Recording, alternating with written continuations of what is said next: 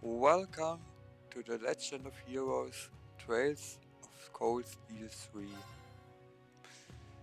First I read a backstory, read about events and characters from past games. World Introduction.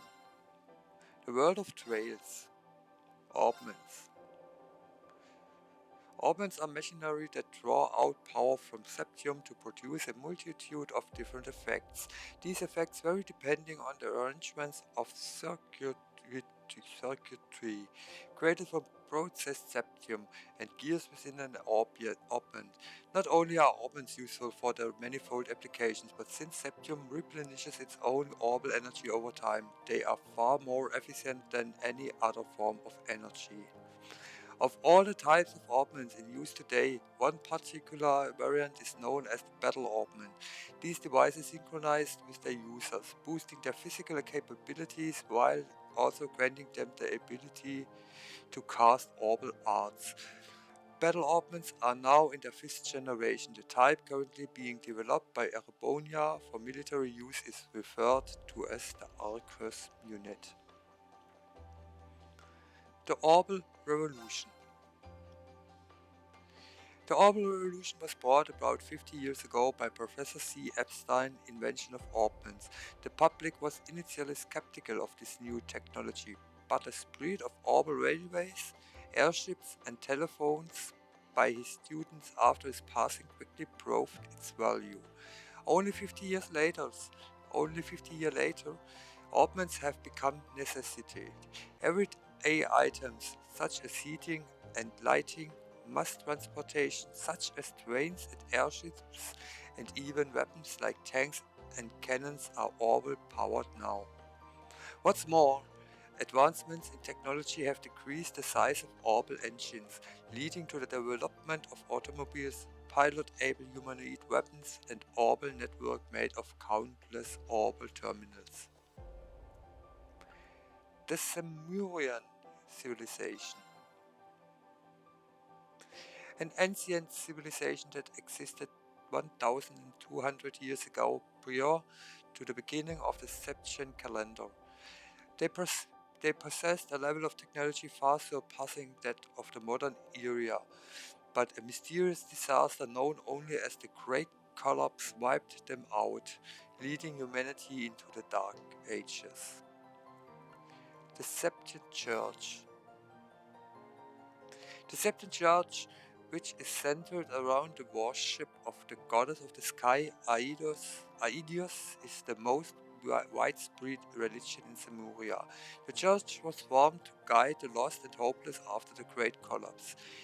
Its high seat is in the holy city of Arteria, although its influence has decreased since the orbital revolution. It still has significant presence in the continent's education and health systems.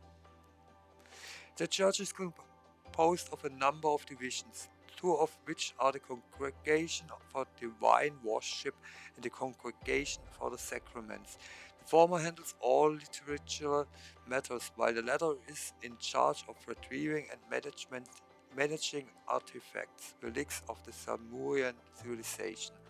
Rumor has it the latter also employs a special unit of highly skilled knights in secret, but for what purpose? The Bracer Guild. A private group that works to ensure the peace and safety of the citizens of Semuria. Its members are known as Bracers, and its main headquarters is located in Liman, though it has branches all over the continent. Though its mission statement of giving priority to the safety of civilians is laudable, unless a civilian's life or freedom is directly threatened. The Guild's code prevents bracers from interfering with anyone of the national, military, or political standing. What's more, a string of bombing took place at the Erebonian branches a few years ago, severely impacting the Guild's ability to operate there. However, rumors say that both the government and prominent noble houses found their existence a nuisance and then and that their interference was the true force behind the guild's troubles in Erebonia. Jägerkorps, a term used for skilled mercenary groups who can be found all over the continent. The flexibility in their contracts and their undeniable combat skill make them a popular choice as private armies in some countries. There are other countries, however, that staunchly oppose their use. Two names that are well known in West Samuria are the Red Constellation, who had their origins in the berserkers of the Middle Ages, and Zephyr, home to all sorts of combat specialists. Other notable names include the Northern Jaegers, based out of North Umbria, and Nidok, who bear the symbol of a dragon. Ouroboros, a secret society that operates throughout the continent. Almost everything about them remains a mystery. Ruled by the enigmatic Grandmaster, their plans are devised by the Seven Angers and carried out by special agents known as Enforcers. Their engineering network, known as the 13 Factories, keeps them one step ahead of modern technology, giving them access to autonomous weapons known as Archaism and massive flagships known as the Glorious. Not only were they responsible for the crisis in Libel a few years ago, resulting in their acquisition of the Aureole, one of Septarion. They also assisted with bringing the Azure Tree and Infernal Castle into the world. They aren't infallible, though, as the phantasmal Blaze Plan was stolen out from under them by Gilead Osborne, having made an enemy out of the greatest military force on the continent. How will they proceed from here?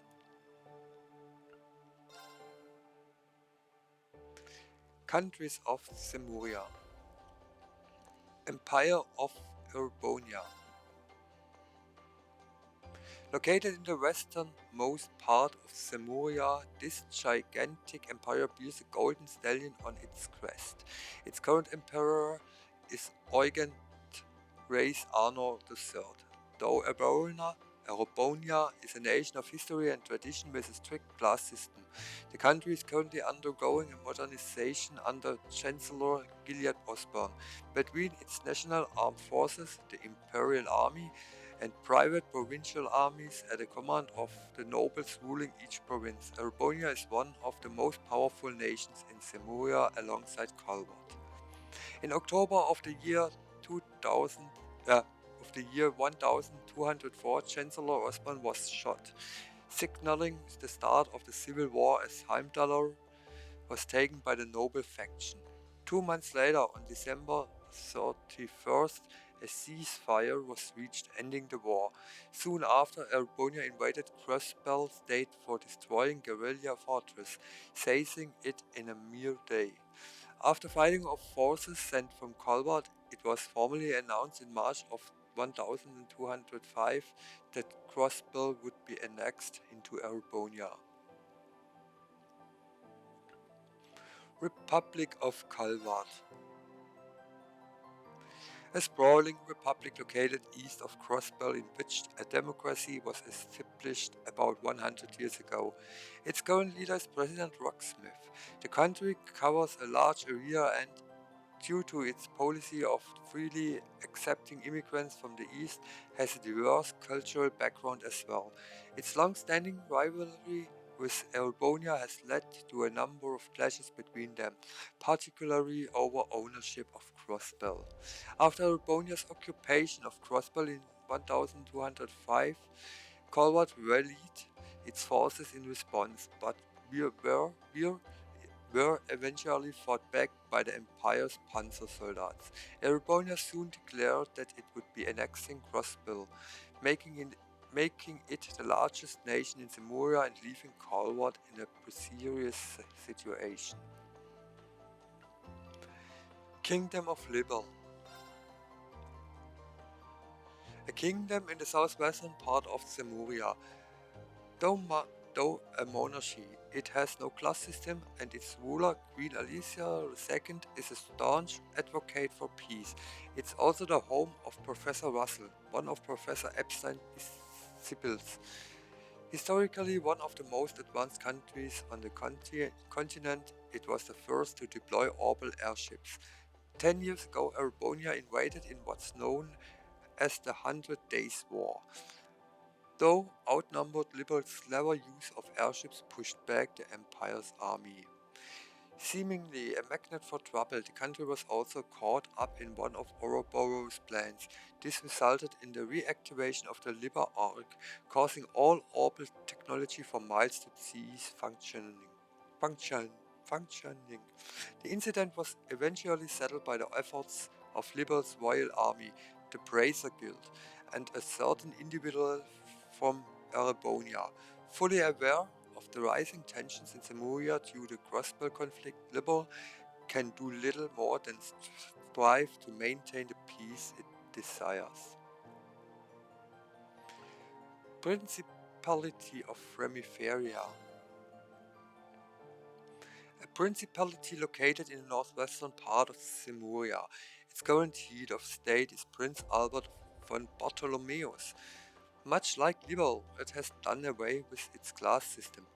Though it boasts little national or military power, it's home to a number of medical manufacturers, making it Zemuria's authority on medical treatment. It's on good terms with both Erebonia and Colbert, and has the same desire for peace as Liber. It even provided support to North Umbria after the disaster there. Crossbell State. An autonomous state located in the center of western Zemuria, Crossbell sits between the Erebonian Empire and the Colbert Republic. While established as an autonomous state 70 years ago, its two neighbors still dispute its ownership. Crossbell City itself has since become one of the continent's key centers of commerce. Its international bank has funded a number of projects, ranging from the tourism efforts, such as theme parks, to new infrastructure like the Orbital network. In spite of this, it holds little power due to both Erebonia and Colbert's stakes in its taxes, creating all sorts of problems within the state. This led to Crossbell declaring independence, using supernatural aid to fight back the two countries that had pressured it for so long. As a result, Erebonia's guerrilla fortress was wiped out, leading to the Erebonian Civil War. After the war, Crossbell was taken over with little issue, and Rufus Albarea was named its first governor-general. North Umbria State. An autonomous state with an extremely cold climate located in the northwestern reaches of Zemuria. Once a principality, it was hit by a disaster 20 years ago that enveloped half of the country in salt. This led to a coup wherein a democracy was established and the nation reformed into an autonomous state. Extreme poverty persisted through the country, however, leading the former military to form a Jäger Corps known as the Northern Jägers. They then took a part in private wars all over the country to provide funding for the state. The Northern Jägers were hired by Duke Albarea during Erebonia's civil war and, under his orders, were responsible for setting fire to Celtic. Erebonia's 5 major cities. Heimdall. A city boasting close to 1,000 years of history, it's the capital of Erebonia and one of the oldest cities on the continent. With over 800,000 citizens, it's also the most densely populated city in West Zemuria. It earned its nickname of the Vermilion capital due to the red brick buildings that line its streets. A major station on the country's flourishing railroad line, the city itself also operates orbital trams, so personal automobiles are also becoming more prevalent. To the north of the city lies Wall Flame Palace, home to both the imperial family and the imperial government. Its sheer scale is representative of the enormity of the empire. During the war, the city was occupied by the Noble Alliance, and right before the end, Wall Flame Palace was transformed into a terrifying edifice. Mysteriously enough, the latter event seems to have vanished from the populace's memories. Bearheart, the capital of the Croatian province ruled by the Albarea family. Known as the Verdant City, it is home to all manner of tradesmen, from jewelers or to tailors. Duke Albarea's actions during the war led to its occupation by the imperial army, and following his arrest, Yusuf Albarea was selected as its acting ruler. Röhr, the capital of the Northern province, ruled by the Rockner family, was a modern cityscape befitting the home of the reinforced group's main office. It's well suited to its title of the industrial metropolis. It's also home to the Ruhr Institute of Technology, from which many prevalent scientists and engineers have graduated. Marcus Rockner and his daughter Angelica squared off here during the war, leading to the Rockner's family withdrawal from the Noble Alliance. Saint Arc, the capital of the Sutherland province, ruled by the Hjorms family. Its history is almost as rich as Heimdall's, and due to a previous emperor relocating the center of Erebonia there for a time, it is also known as the Old Capital. It is one of the few major cities in Erebonia to be blessed with little to no conflict during the war, thanks to Marcus Hjorm's command. Ordis, the capital of the Lemmer province, ruled by the Cayenne family. Located by the seaside, it is the center of West Semuria's maritime commerce. The fortunes gathered here became a crucial source of Duke Cayenne's power. Its ties to Duke Cayenne and the nearby naval fortress made it the ideal stronghold for the Noble Alliance during the Civil War. It's hard, sorry. Erebonian organizations. Thor's Military Academy. An academy founded by the Emperor Trichus the Lionheart himself. Located in Tristar, it has become renowned for putting out a number of excellent prospects from both the nobility and the commoners. Members of the imperial family are also known to attend. With a strict adherence to tradition, its classes are split between social ranks, promoting an environment of competition for the sake of self-improvement. However, one member of the imperial family proposed an idea for a new class, Class 7, a group composed of students from all kinds of classes and backgrounds. This class would go on to solve a number of issues across Erebonia, ultimately helping to end the Civil War. Unfortunately, their time together following the war's end would be short. Reinforced Company. One of the largest manufacturers in Zemuria, Reinforced began by producing gunpowder-based weapons, but has since expanded to include railways, airships and all manner of weapons, dominating the marketplace. Its current chairman is Irina Rainford, who forced her father out of the power before proceeding to greatly expand the company. This led to its individual factories becoming independent for one another. As a result, the Noble Alliance was able to have their flagship and panzer soldates developed for use in the Civil War. Following the end of the war, it agreed to the government's request for a restructuring, allowing the company to grow even larger in order to meet demands for further weapon development. The Imperial Army. The Imperial Army directly serves Erebonia's government. Composed of over 20 tank-based armored divisions and hundreds of thousands of soldiers, it is the largest and most powerful military force in Samoa. The increase in high-ranking officials from commoner backgrounds caused strife between it and the nobility's provincial armies, which came to a head in the Civil War. The war ended with the Imperial Army's victory, further strengthening it with new equipment and weapons in the aftermath. The Provincial Armies.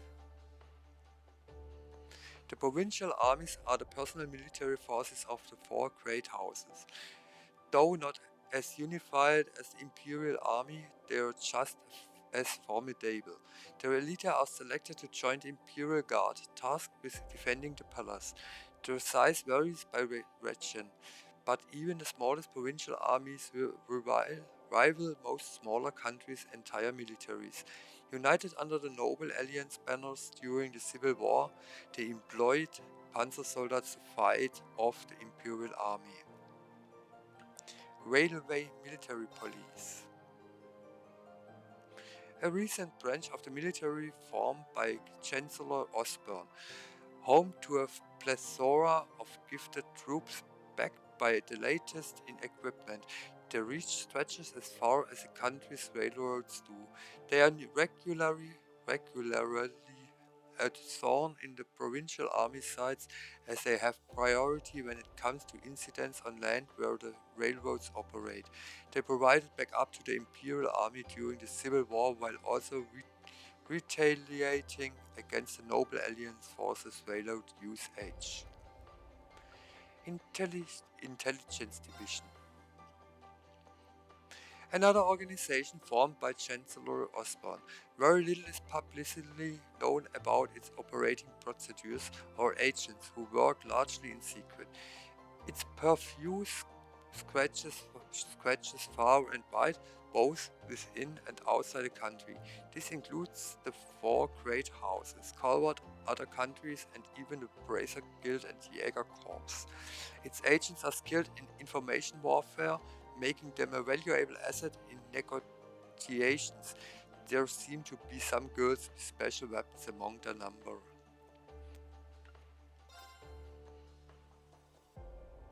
Erebonian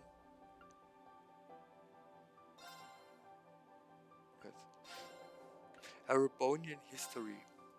The War of the Lions. A war that swept up the entirety of Erebonia 250 years ago. It began when the rightful heir to the throne was assassinated.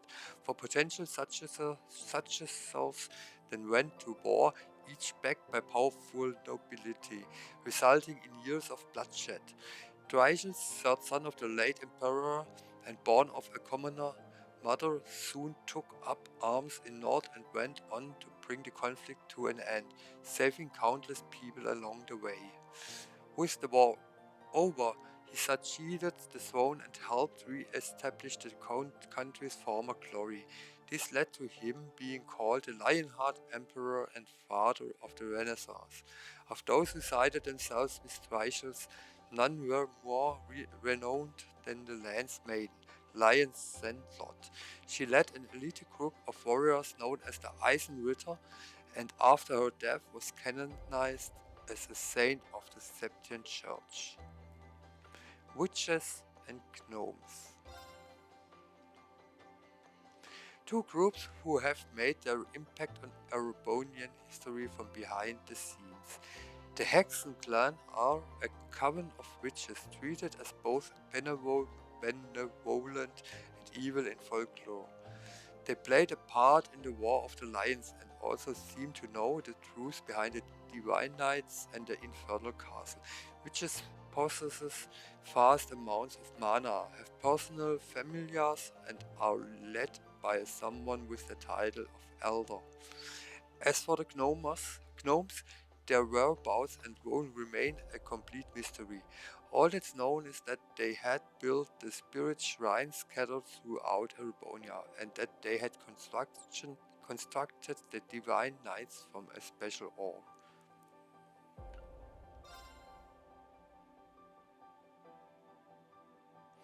that was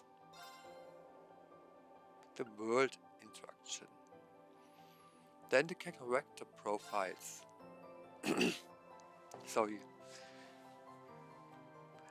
Thor's Military Academy Class 7. Rian Schwarzer. The game's protagonist and a member of the original Class 7, Rian is the adopted son of Baron Schwarzer, the ruling lord of Ymir in northern Albania. He is an intermediate-level practitioner of the Eastern School of Swordsmanship, 8 leaves 1 blade.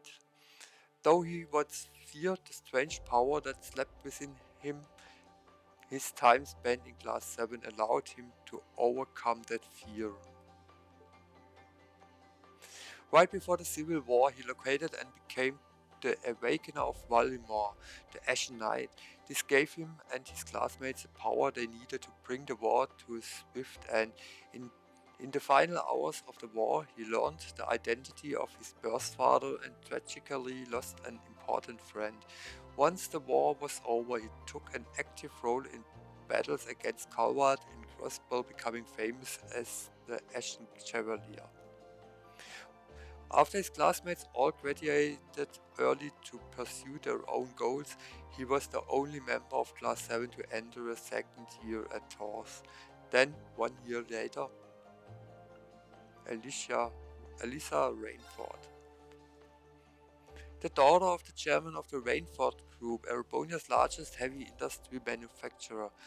Like Rian, she was a member of the original Class 7. She can be somewhat critical towards others, but she considerate at heart, and her natural naivete leaves her unable to abandon those in need. A hard worker, she is determined to find her own path in life without being reliant on her mother, as the two have trouble getting along with one another. Though she was initially conflicted about whether or not to graduate early after the Civil War, Rian convinced her that leaving to pursue her goals was for the best, knowing they'd be able to reunite before long. After graduating, she returned home to help the Rainford Group restructure itself. Given the nation's current political climate, the weapons manufacturer was expected to grow even larger in the coming years. Elliot Craig. The son of Craig the Red, a famous military general, a brilliant musician, Elliot initially wanted to study at a music academy, but he was forced to abandon the dream in favor of enrolling at Thor's military academy after fierce objections from his father.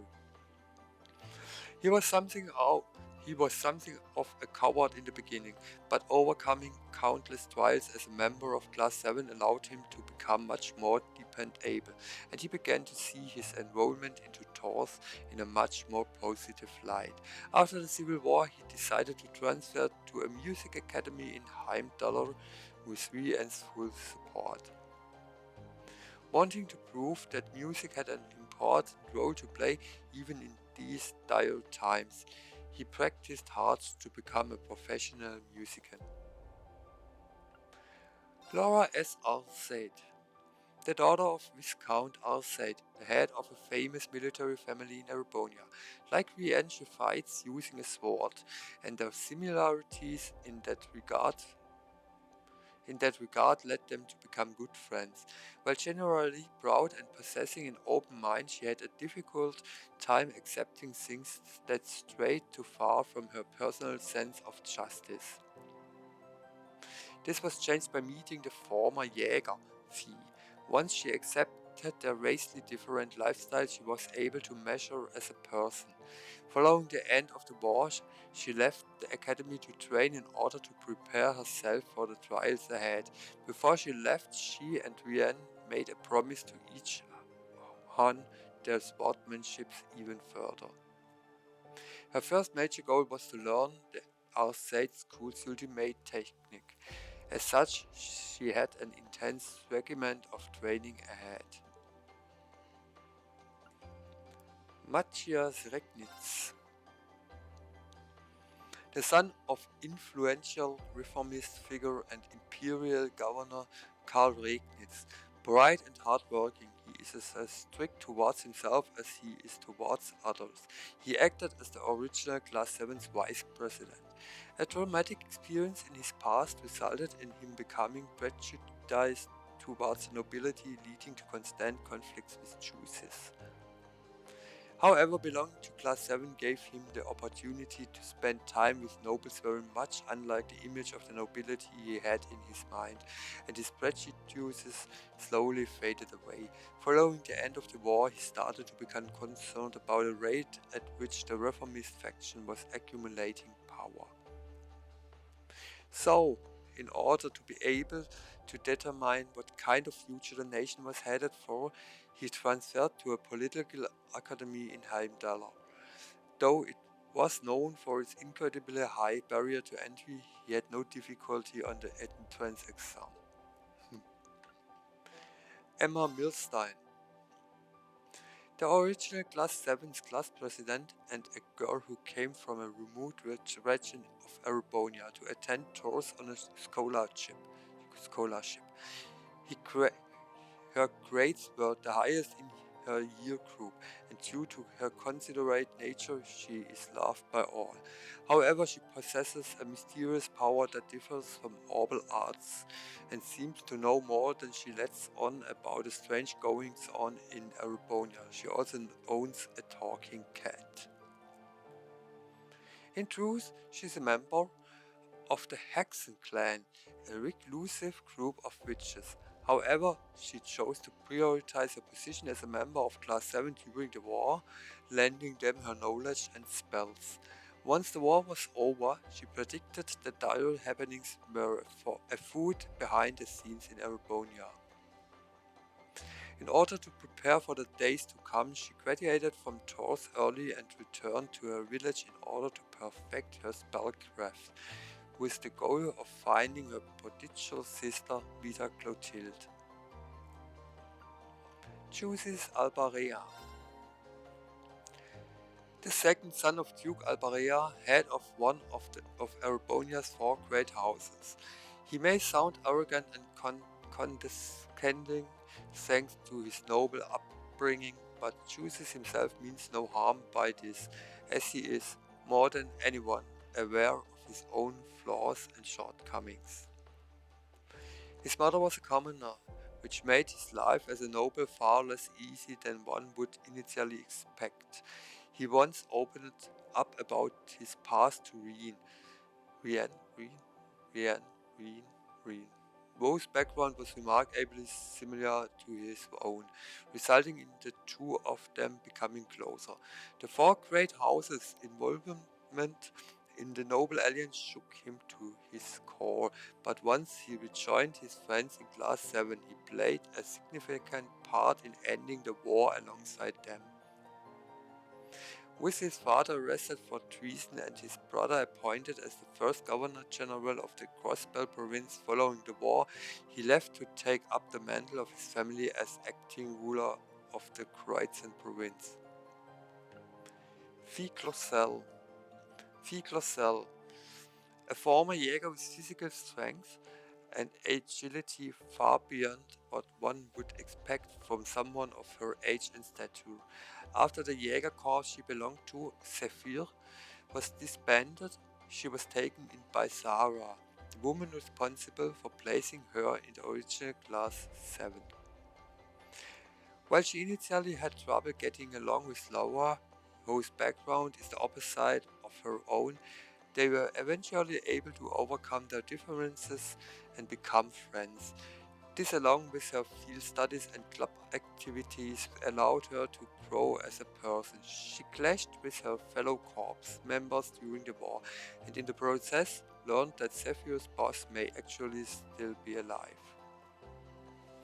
After much deliberation, she opted to leave the academy and follow Sarah to the Bracer Guild in order to determine the truth behind what the other members of Zephyr had told her. Moment, please.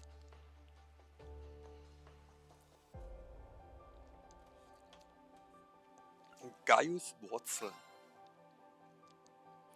An exchange student from the North Highlands to the northeast of Erebonia, where he and his people lived a nomadic lifestyle. He chose to enroll at Tours to learn more about the world outside his homeland after accepting a recommendation from Lieutenant General Zech of the Imperial Army. He is widely trusted by his peers, and the fact that he was born outside of Erebonia allows him to see things from a completely unbiased perspective. Following the end of the war, he learned that tensions between Erebonia and Calvert had escalated, a development that would quickly take its toll on his beloved homeland. This prompted him to leave the academy and return to the North Highlands, in the hopes of protecting the land he grew up, promising to meet with his friends once again. William Orion. A girl known as the White Rabbit, Miriam flies around Erebonia on board a strange puppet by the name of Air Chattel. She is part of the Intelligence Division and a member of the Iron Bloods, an organization under the direct control of Chancellor Osborne.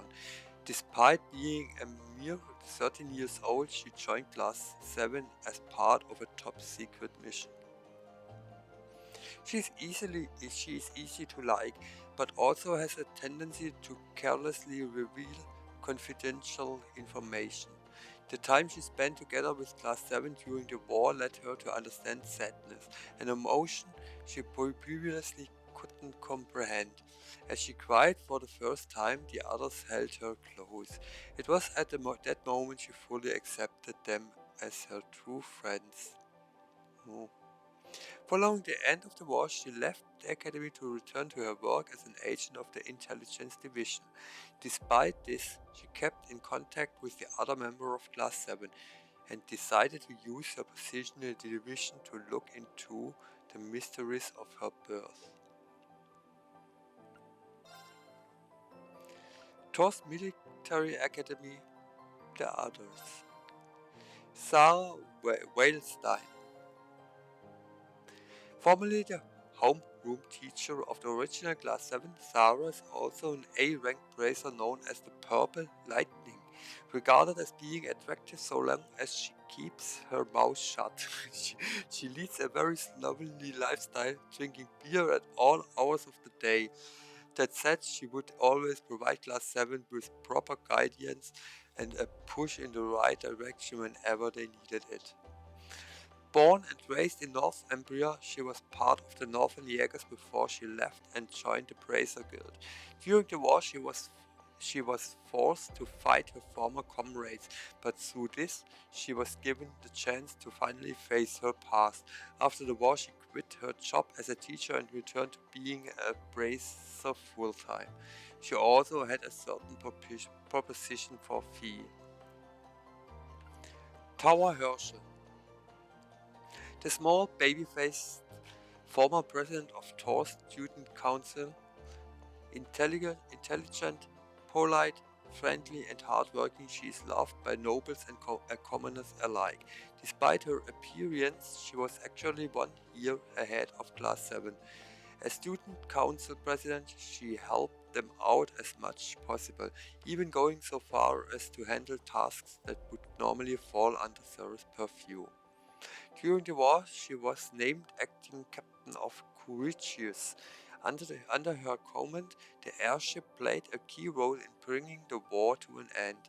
However, peace came at the cost of a dear friend's life.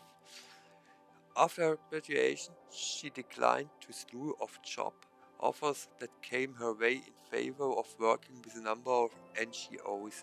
However, she eventually settled on a certain position that caught her eye. Angelika Rogner. The daughter of Marquis Rogner, head of one of the four great houses. She was 1 year ahead of Class 7 at Tours. Beautiful and eccentric, she acts nothing like a typical noble. Often seen clad in black leather, She spends her free time riding her orbital bike and stealing the hearts of ladies who catch her eye. Alongside Tower, Crow, and Georg, she played a vital part in watching over and helping the original Class 7. Unable to accept her father's role in the Civil War, she confronted him in a Panzersoldat-powered father-daughter sport in order to get him to recognize her beliefs. The loss she, Tower, and George suffered during the war was a great one, but together they were able to overcome their grief. Following this, she embarked on a journey to travel across the entire continent on her bike. George Nauman, one of Class 7's upperclassmen at Torres. His engineering skills are exceptional for his age, often causing his peers to rely on him.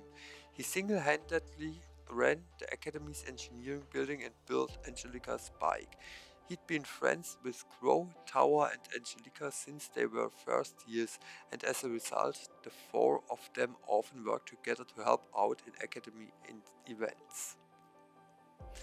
Though he was originally a disciple of Professor Schmidt at the Ruhr Institute of Technology, he ended up enrolling at Torres after growing sick of his teacher's obstinate attitude.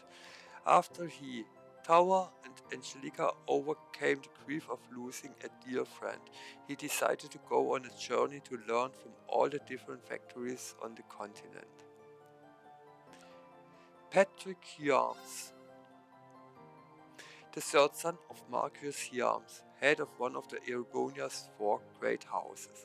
A member of the noble-only Class 1 at Thor's military academy, he was none too pleased with Class 7 and its gathering of students from all social classes, treating them as rivals and mocking them at every turn.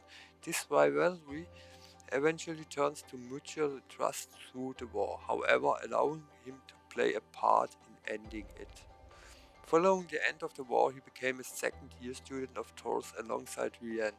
Patrick spent his year supporting Rian through his forced absences and bettering himself as a member of the Hyams family. Thomas Lysander, a former history instructor at Tours Military Academy. Though his eccentric attitude and overzealousness for his subject gave him quite the reputation, his classes were well known for being both interesting and easy to understand. He watched over the students' noble alliance was searching for during the war, provided backup when he needed, and played a pivotal role when Heimdallr fell into chaos. He continued his teaching career following the war and still seems to be in contact with Rian. What's more, both his personal curiosity and other factors have led him to showing an interest in the Black Records. Nathal, a member of the Imperial Army's 4th Armored Division and a former military science instructor at Tours. Known as Neidhart the Mighty, he's Lieutenant General Craig's right-hand man. Both he and Major Miller Vander are highly regarded due to their skill. Despite splitting his time between the academy and his military work, he's a fine teacher. He'd often bicker with Sarah, though he preferred her to dealing with Thomas. He helped marshal the Imperial Army's troops during the war, while also assisting Class 7. In the final battle, he even took to the field to offer his skills. After the war, he quit his position as instructor to return full-time to the 4th Armored Division, now considered the strongest part of the army. He keeps a close watch as Albonia continues to bolster its military forces. And Valimar, a relic from before the Dark Ages, known as the Ashen Knight, discovered by Class 7 in Thor's old schoolhouse. Around 7 arch tall, it's intelligent and has its own will. Having deemed Rian it's a new awakener, it played a vital role in the war, especially against Panzer soldiers. It also accepted the rest of Class 7 as secondary contractors, letting them warp large distances and boosting their combat capabilities. Towards the end of the war, Brienne piloted Valimar to fight the Azure Knight, Ordain at the Infernal Castle, but both teamed up soon after to defeat the reawakened Vermilion Apocalypse.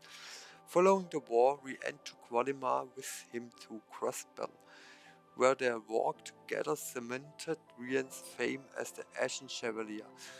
Many mysteries still surround Valimar's past and true nature, but it seems that the Lionheart Emperor Trichus was its previous awakener. Alice. Oliver Rees Arno.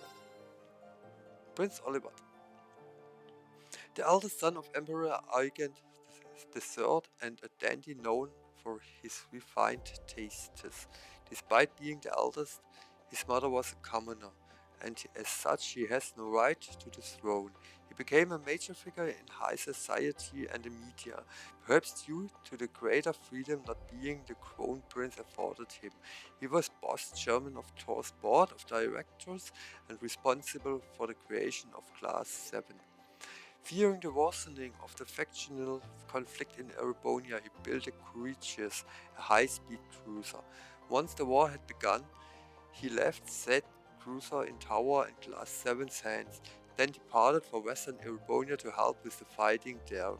He has friends in both Liberal and Crossbell, and, in disgust, played a key role in bringing the incident in Liberal 4 years ago to a close. For some reason, he's incredibly wary of Chancellor Osborne. Alvin Race Arno, the daughter of Emperor Eugen III and Crown Prince Cedric's twin sister. Her angelic face and charming personality have gained her fans far and wide. Though generally sweet and caring, she can also be quite the tease, a trait she no doubt picked up from the older brother, Prince Oliver. Her favorite target is her best friend, Elise. She also enjoys making passes at Rian simply to bask in everyone's reactions. Though she was captured by the Noble Alliance during the war, Rian was able to rescue her, and following this, she played a key role as a political backer for the Courageous. After the war, she started attending St. Estraya's girls' school along with Elise, though she had her own duties to attend to on the top of her schoolwork. She also couldn't help but worry for Cedric's health. Elise Schwarzer, Rian's sister and the daughter of House Schwarzer, elegant and polite, she is also a close friend of Princess Alfin, who attends St. Austria's girls' school with her. Despite the fact they are not related by blood, she adores Rian to the point where Alfin feels the need to tease her for it. She can also be surprisingly bold when it comes to him, particularly when he expresses any sort of self-doubt. Though she was kidnapped by the Noble Alliance during the war, Class 7 was successful in rescuing her. Following the war, she graduates from St. Astria's middle school to its high school and became student council president. While this made her busier than ever, she still couldn't help but stop and worry about Rian. Celine. A black-haired woman Emma brought with her to Torf. She has beautiful fur and, far more puzzlingly, the ability to use human language. In reality, she is boss Emma's familiar and her supervisor. On numerous occasions, she tested Rian from the behind the scenes to see whether he was fit to be a divine knight's awakener. She gained Rian's ire by ordering Valimar to flee from the battlefield after Crow defeated him, leaving his friends behind despite his objections. But after they fought through many battles together, they ended up on good terms, eventually reuniting with Emma. Though initially not too savvy about how human emotions worked, she became much more empathetic empathetic through her involvement with Class 7. Following the war, she accompanied Emma back to her home village. Sharon Kreuger, the former caretaker of Class 7's dormitory at Thor's Military Academy and a servant of the reinforced family. Elisha thinks of her as something akin to an older sister, as a veritable supermite who remains flawless in everything from welcoming guests to cooking. She's helped Class 7 on countless occasions, always appearing when they needed her most. Her true identity is Enforcer Number 9 of Ouroboros, also known as the Severing Chains. During the war, she chose to fight against her fellow members, helping Class 7 out whenever possible. After the war, she returned to the reinforced household, both to serve German Irina and watch over Alicia. Though Ouroboros enforcers are granted absolute freedom, how much longer can she distance herself from her past? Claire Riefeld, a captain in the Railway Military Police and a leader organization in the Imperial Army. Her incredible problem-solving abilities as well as charming looks have led to her becoming known as the Icy Maiden.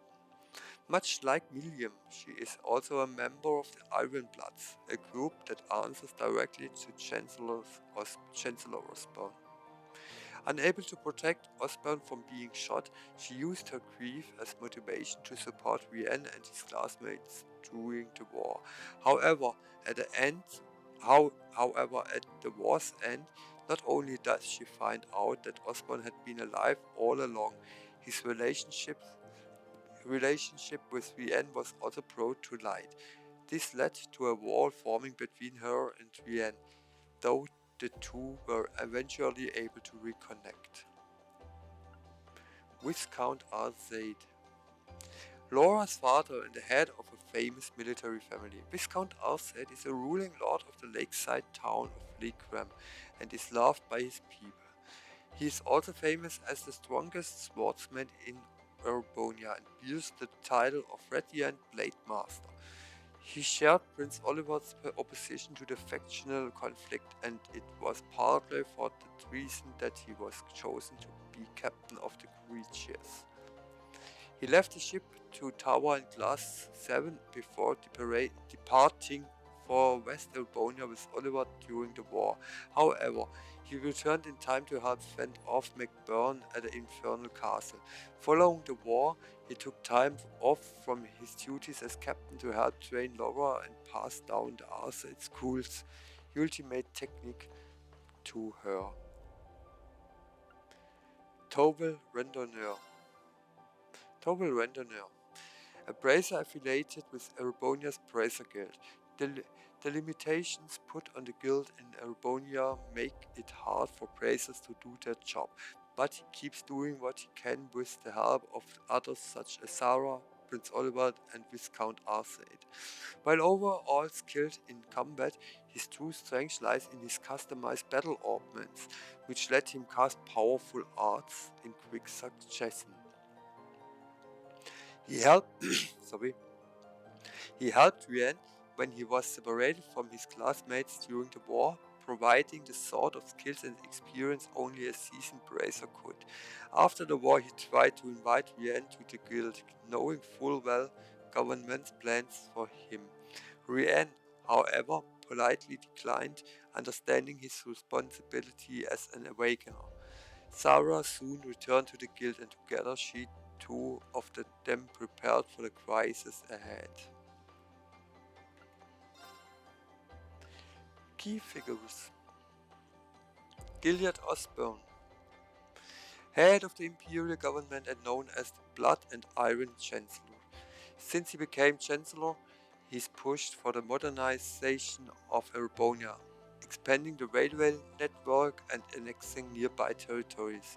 His approach earned him great popularity among commoners in Erebonia.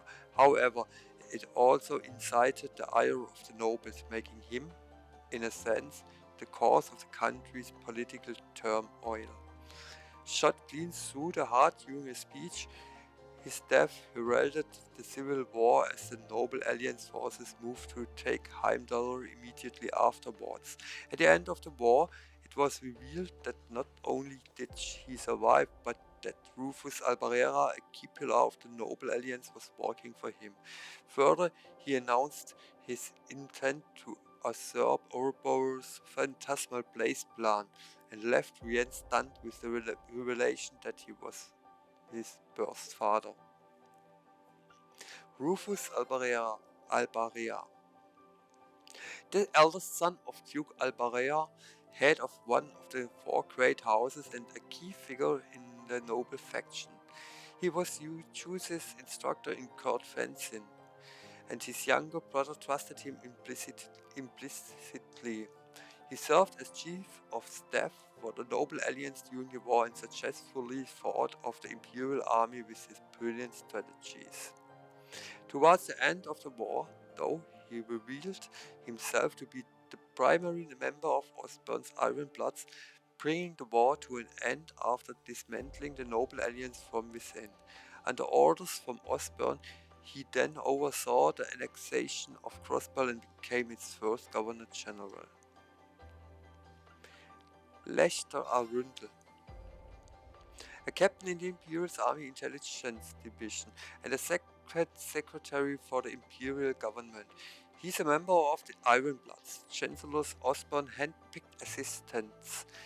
Yet he's aided Rian and his classmates on several occasions.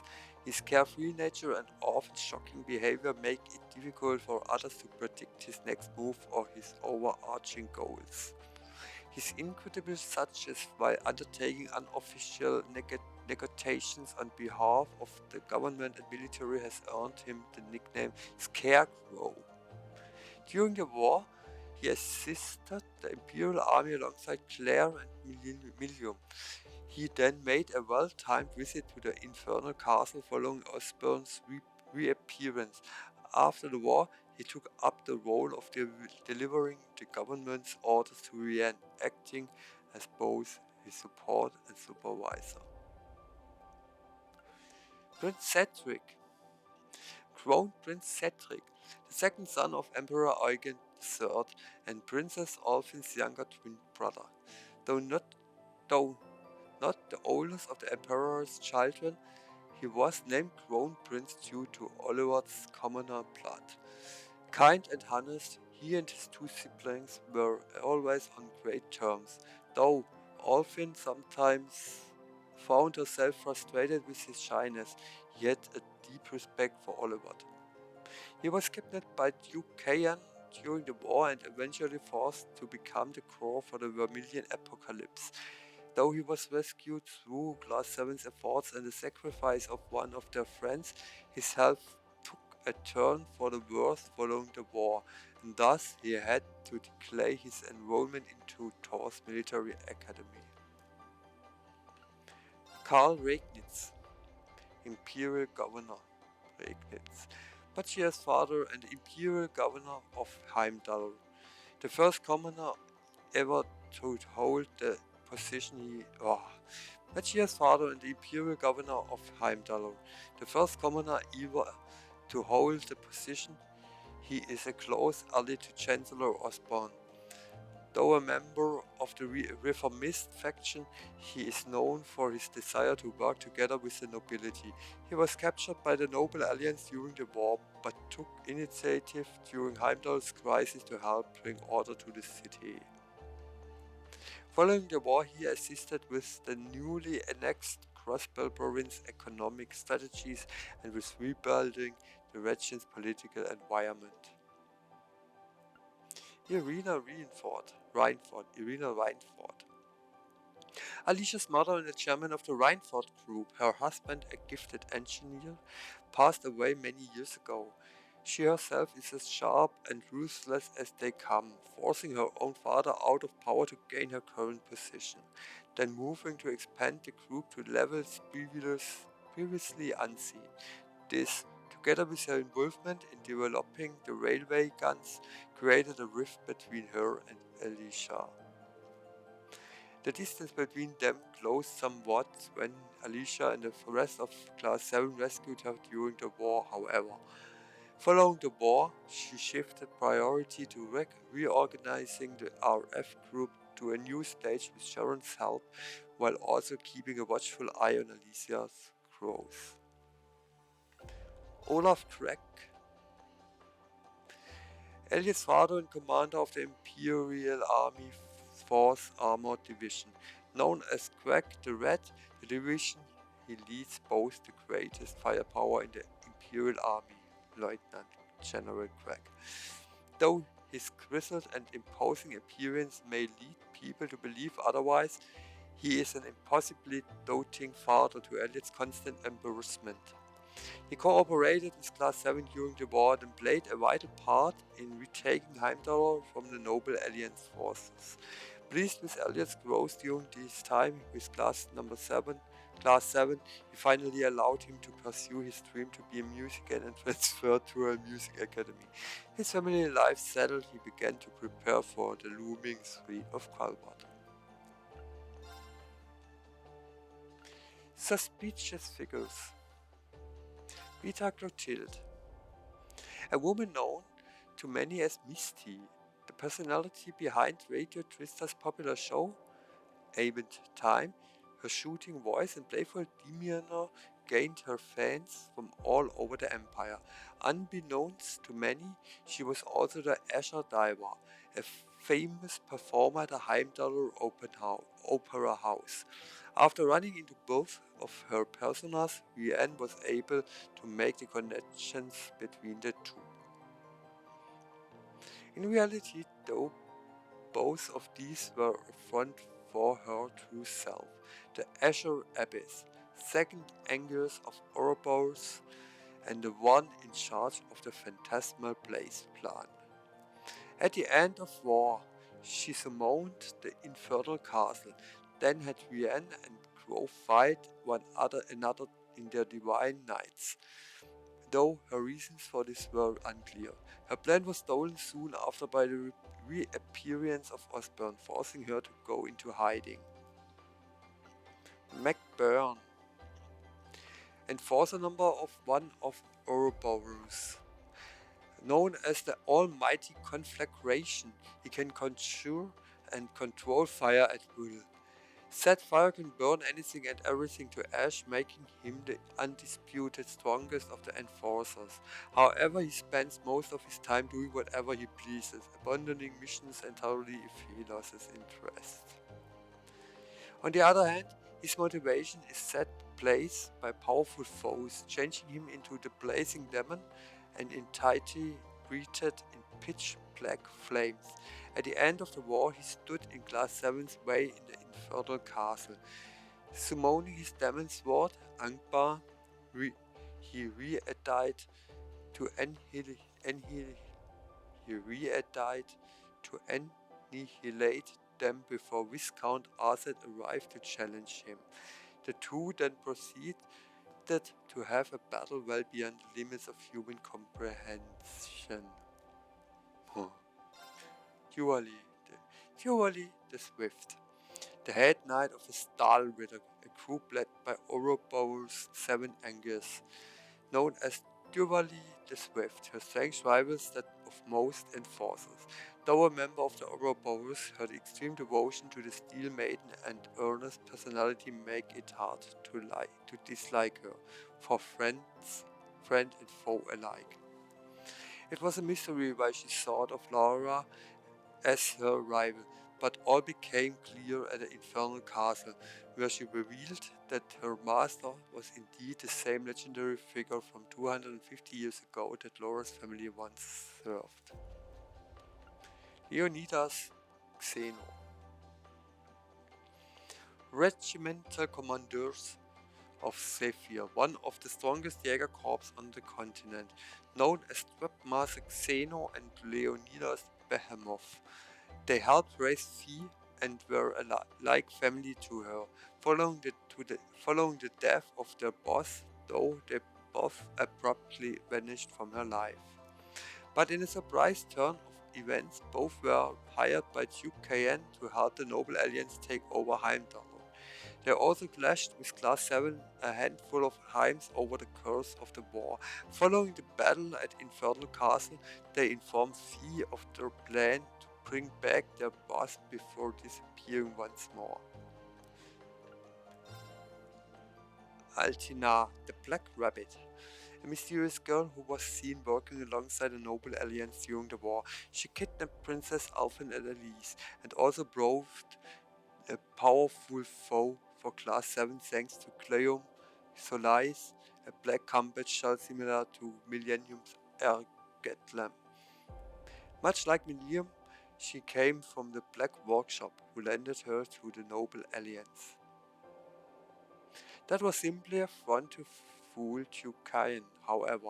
The Black Workshop was under Osborn's control, and Altina was just another tool to help Rufus bring down the Noble Alliance.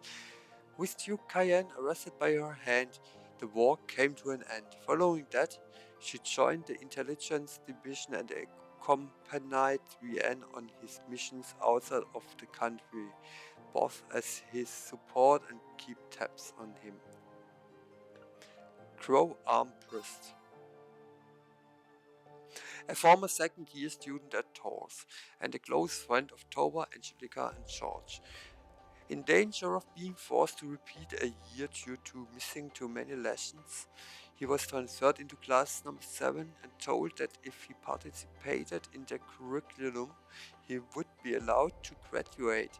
The rest of the class quickly warmed up to him, and they went through field studies and even performed on stage together. But his true identity was C, the leader of the Imperial Liberation Front. His assassination of Chancellor Osborn was the shot that heralded the Civil War. Guided by Vita, he was the Awakener of Ordain, the Azure Knight, and stood as one of Class 7's opponents during the war. Despite everything that happened, he reconciled with his friends following the final battle at the Infernal Castle. But not long after, he suffered a fatal wound while fighting alongside them to defeat the newly revived Vermilion Apocalypse, bringing his short life to a tragic end.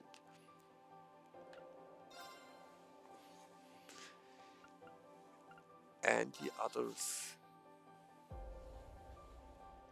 Moment.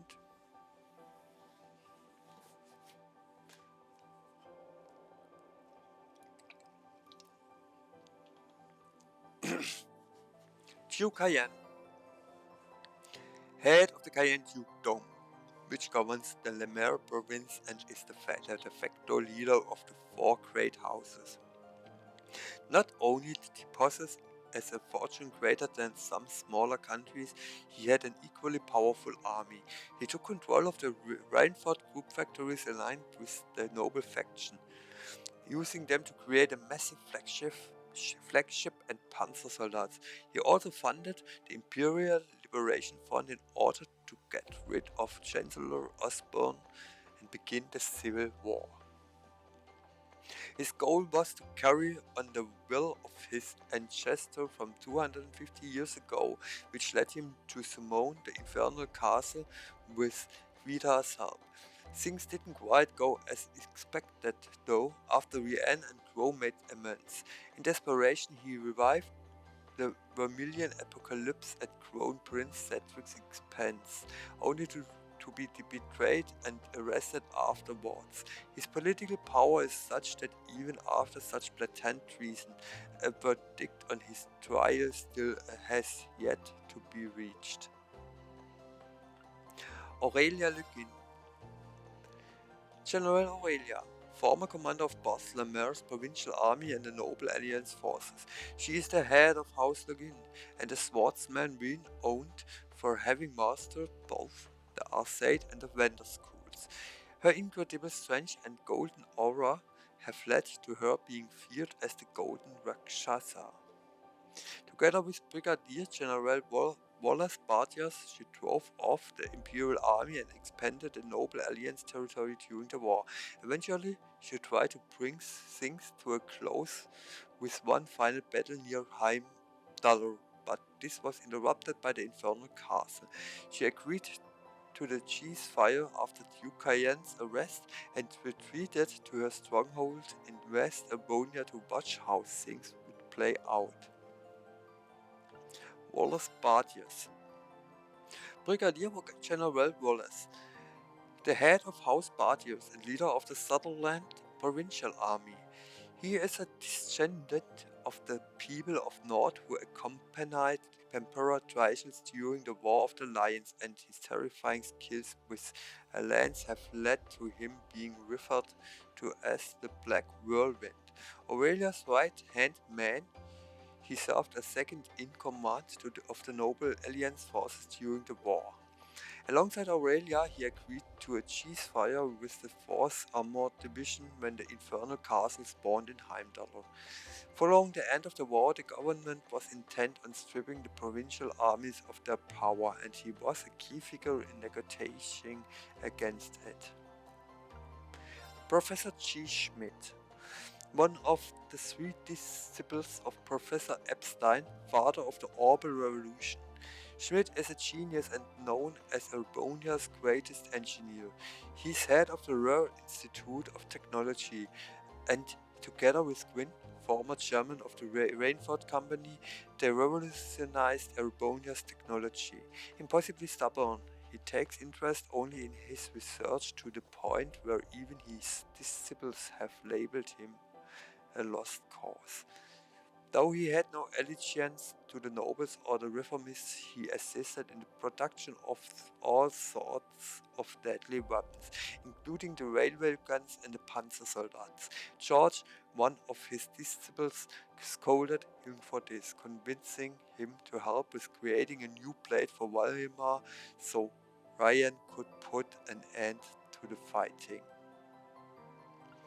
Lloyd Bannings, a detective working for Crossbell's police department and the leader of the special support section. He headed up a group of unique individuals, some with no affiliation with the police, and together they stood against and eventually foiled a huge conspiracy that threatened to swallow the entire state. However, before they did, Arbonia's guerrilla fortress was annihilated, and the Empire used this as an excuse to invade and annex Crossbell. Al Lloyd and his comrades would continue to struggle for Crossbell's sake. However, on the day the annexation was announced, he and Riksha went underground to collect and prevent key information from falling into Arbonia's hand. In doing so, though, he came face to face with Rien, who had been sent to Crossbell under a special order from the government to retrieve said information. That was it. The characters. Now we come to the stories of the two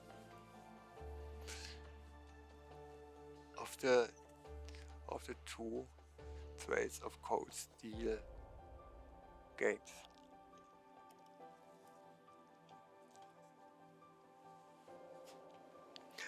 Trails of Cold Steel Summary. Prologue. The Way to Tors.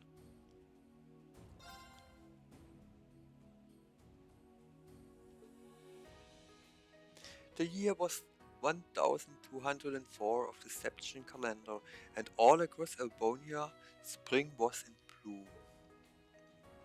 At the esteemed Tors Military Academy, situated on the outskirts of the imperial capital, a new class was founded.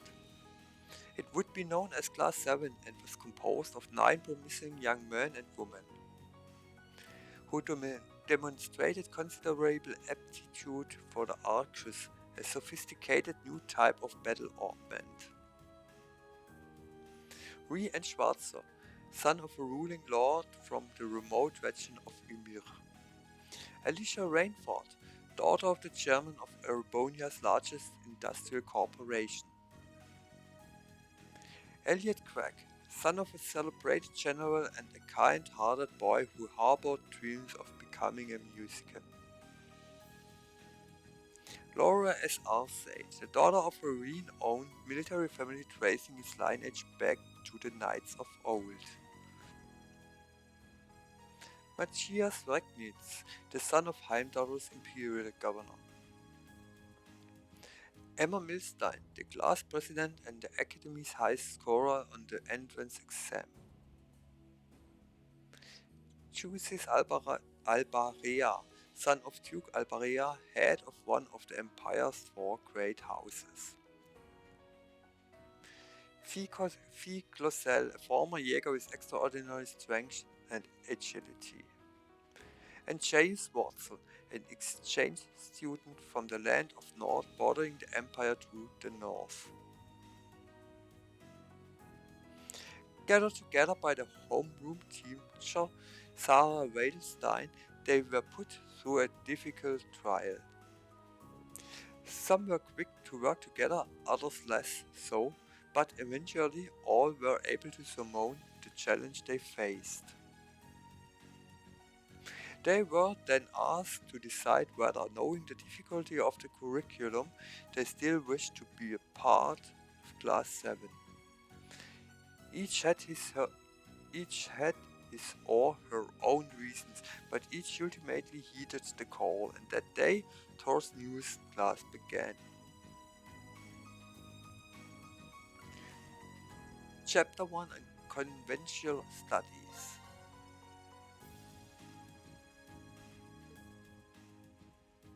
April came, and while the students of Class 7 were already grappling with their challenging coursework, they received a sudden announcement that they were to take part in an unusual program, a series of field studies.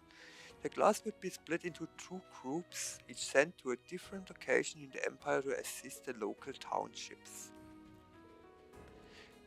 Group A went to the rural town of Celtic, famous for its corn market. Through their tasks, they gained a greater understanding of one another, and all appeared to be going well on the surface. But that came to a sudden halt when they discovered that two market stalls had been vandalized during the still of fight. Determined to find the culprit, Group A made their way to the Lunaria Nature Park. They found and apprehended the group of bandits responsible, but were immediately surrounded by the provincial army, who turned out to be in league with the bandits all along. Just as the situation grew more dire by the second, the railway military police, led by the notoriously brilliant Captain Clare, swiftly arrived at the scene. It was thanks to their timely intervention that the provincial army was forced to retreat and the bandits were duly arrested for their crimes. The very first field study now at an end, Group A boarded the train. The very first field study now at an end, Group A boarded the train back to Tristar and reflected on the events that transpired over the course of their stay. It was then that Rian confessed to his fellow classmates that he was the adopted son of a baron, a noble. Surprising though it may have been, not a single one among them thought any less of him for it.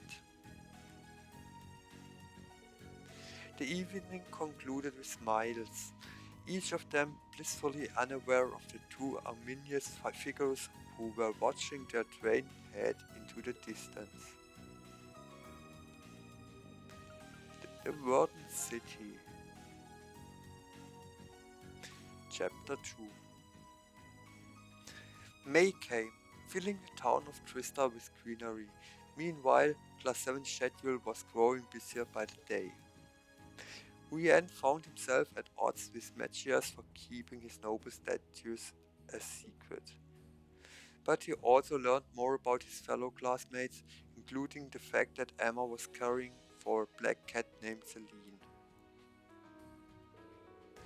As the days passed, the time for their second field study arrived, and the newly organized Group A was assigned to choose his hometown of Bear Heart. This would hardly make the trip easy, however, as the utterly incompatible Juices and Matthias were forced to be part of the same team yet again. To the surprise of no one, the boys were bickering in record time. The trivial squabbles one after another resulted in a number of setbacks, something they became keenly aware of when one particularly heated argument resulted in Rian's sustaining injury during battle. Despite these moments of frustration, they at least felt they would be able to fully complete their assigned tasks. To add to the growing unpleasantness, however, they were given a stark reminder of how grave the tensions between the nobles and the reformist factions were. When they discovered that the provincial army had been greatly expanding its armaments, with neither of them able to get much sleep that night, Juices revealed to Reen that his background was less perfect than anyone in Class 7 realized. His mother was a commoner, making him the mere bastard son of Duke Albarea. Matthias, overhearing this, stepped forward the next morning to make peace, and the field study finally seemed as if it would go smoothly. No sooner had reconciliation happened was Juices abruptly summoned to his home, leaving the rest of the group no choice but to proceed without him.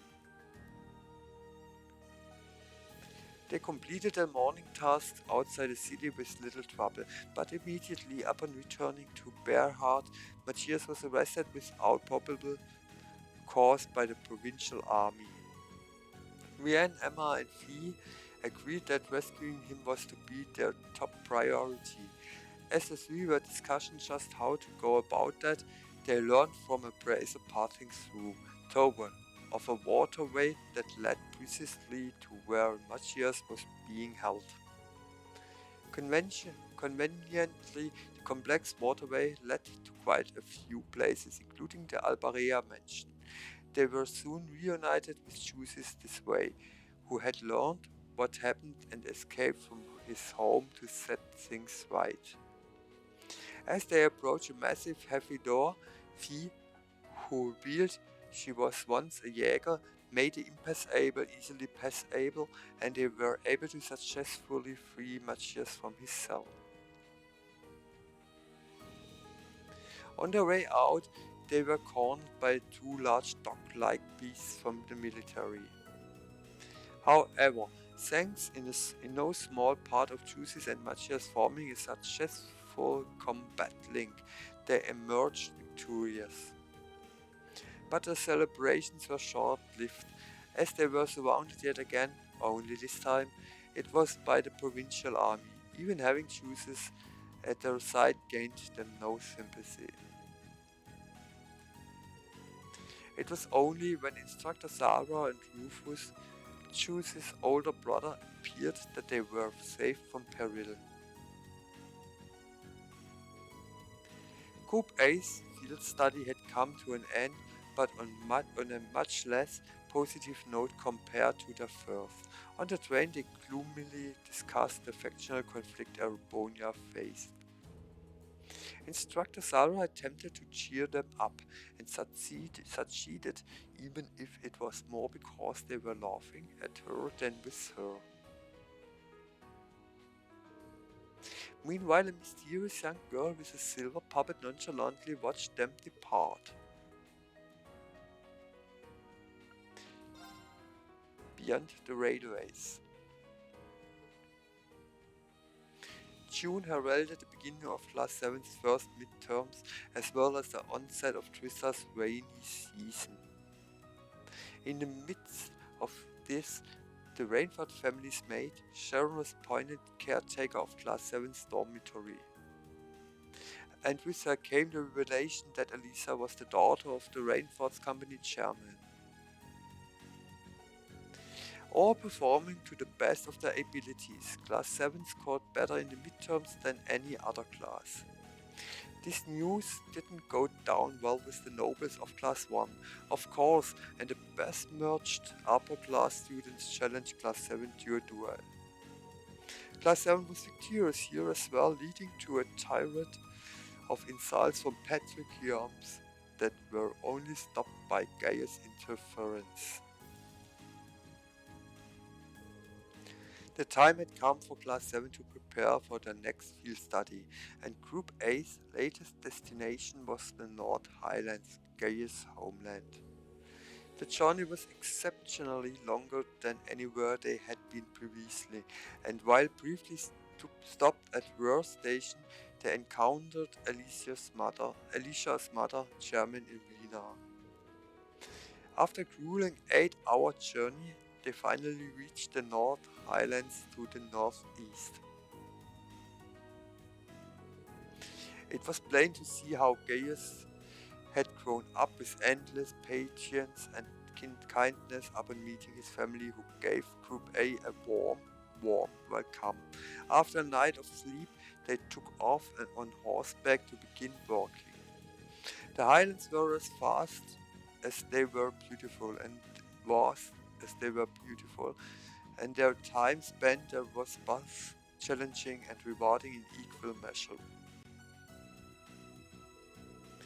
During their stay, they also happened to meet the former chairman of the Rainford Group, Win Rainford, Alicia's grandfather. At night, while gazing the stars together, Alicia privately told Rianne about the discord between her and her mother, as well about when she lost her father. Gloomy as her expression was in the beginning, she felt a weight being lifted off her shoulders the longer they talked, and it was soon replaced by her usual sweet smile. Unfortunately, the night ended with her cheeks turning as red as their uniforms when she realized their classmates had overheard part of her and Rian's conversation. The next morning, they were informed that the watch over surveying the border of the Colbert Republic had come under attack. The previously peaceful highlands suddenly became tense, with airships from both sides ominously circling the skies.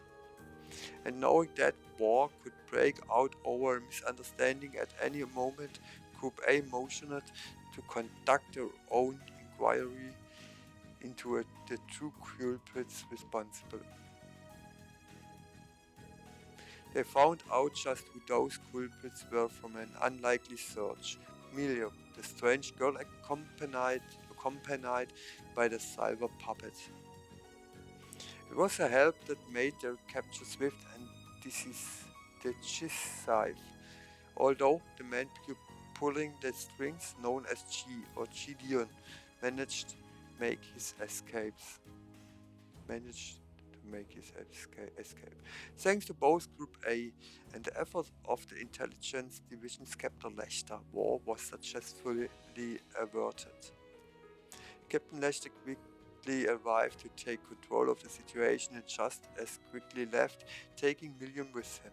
It was then discovered that she was also from the intelligence division. Later that evening, Sarah and Sharon both witnessed G and a masked man departing on a jet black airship. The next morning, Group A bade a sad farewell to Jay's family and Quinn. The field study was over. They left the land of Nord behind, knowing full well that the experience had been one they would never forget. Chapter 4: A Midsummer's Reveals.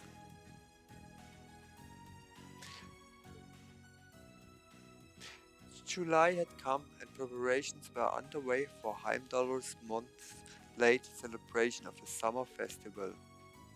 At the academy, the addition of swimming lessons to the schedule put a spring into the step of Rian and his friends.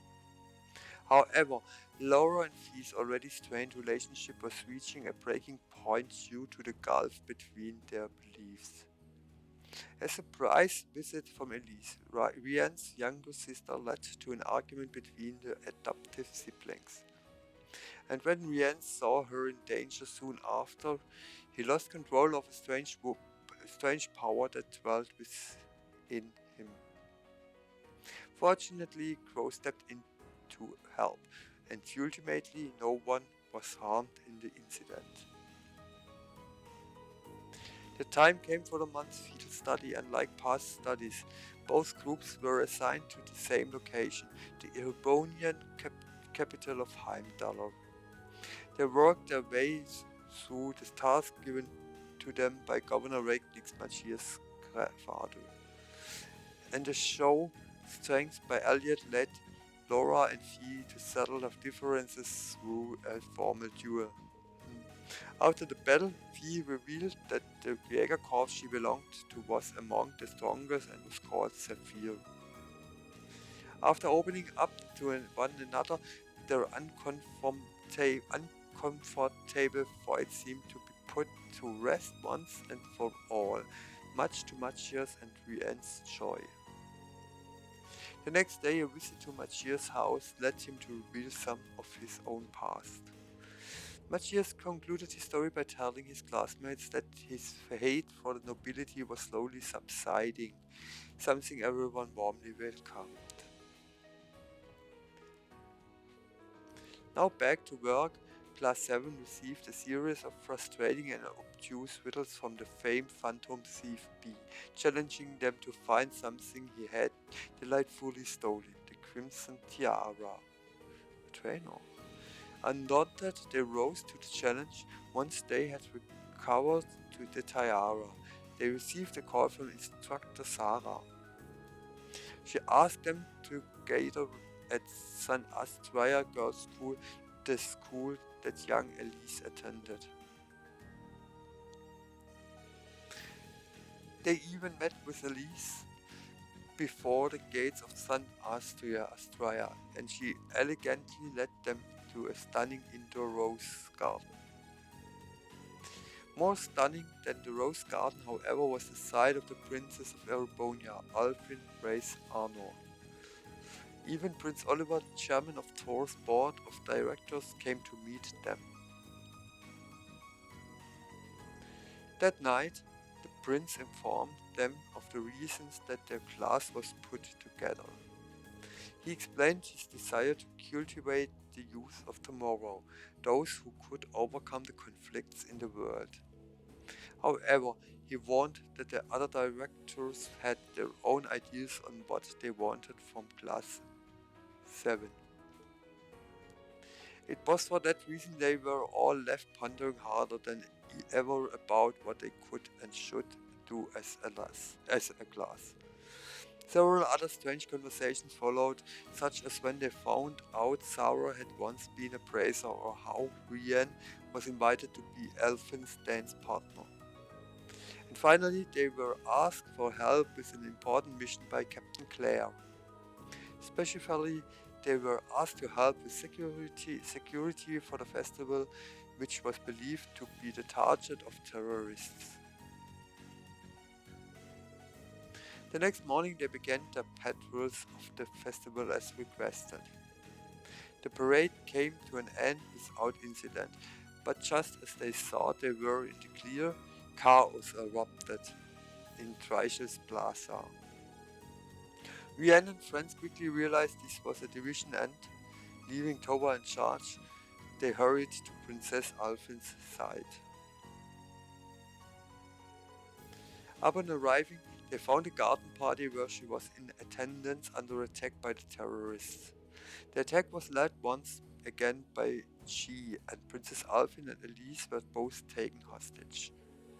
Rian's party pursued them beneath the city. Chi summoned a mighty bone dragon, and, while quite challenged, they were able to defeat it. Though the dragon had fallen, 3 more members of the terrorist group made their appearance, Fao, S, and their leader C. C challenged Rian, Laura, and Fee to a duel, and his victory proved both swift and effortless. It wasn't long before the railway military police found their way into the catacombs as well, and a terrorist filled the scene, triggering an explosive in the process. As they made their escape, they finally announced their organization's name, the Imperial Liberation Front. The 3-day-long festival came to an end, and Class 7 re-died themselves to return to Tristar. They were seen off by Princess Alfin, Elise, Governor Breaknitz, and Crown Prince Cedric. But before they could leave, an unexpected man arrived to also bid them farewell. It was the Blood and Iron Chancellor, Gilead Osborne, the man behind driving the Bracer Guild for most of Ebonia.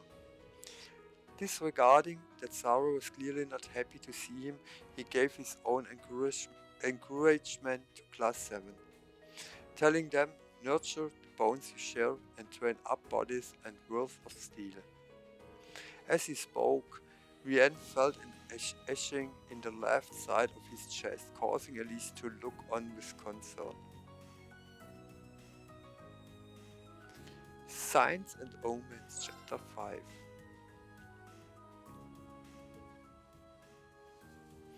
The heat of August beat down upon Tristar, but none of Class 7's nobles elected to return home, as was their right.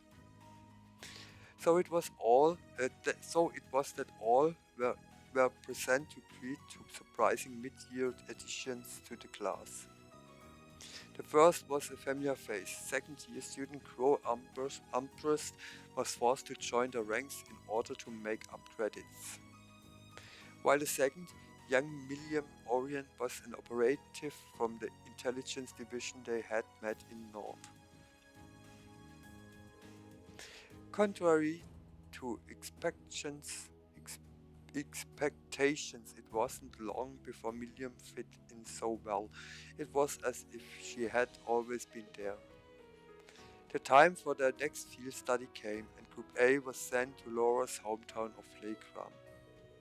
And once they completed their field study task, they were instructed to meet with Group B and travel to Guerrilla Fortress. In Lakeram, they were reunited with Towel and helped to train several Arset school students. Rian also had a chance to duel Laura's father, Viscount Arset, also widely known as the Radiant Blade Master. The Viscount sensed Rian's fear of using his hidden abilities and forced him into utilizing them anyway. And through this, he taught him the importance of accepting yourself for who you are. The next day, the noble faction leader, Duke Cayenne, paid a surprise visit to the town. Troubled by recent developments in the faction, Viscount Arset left Legram with Tobel.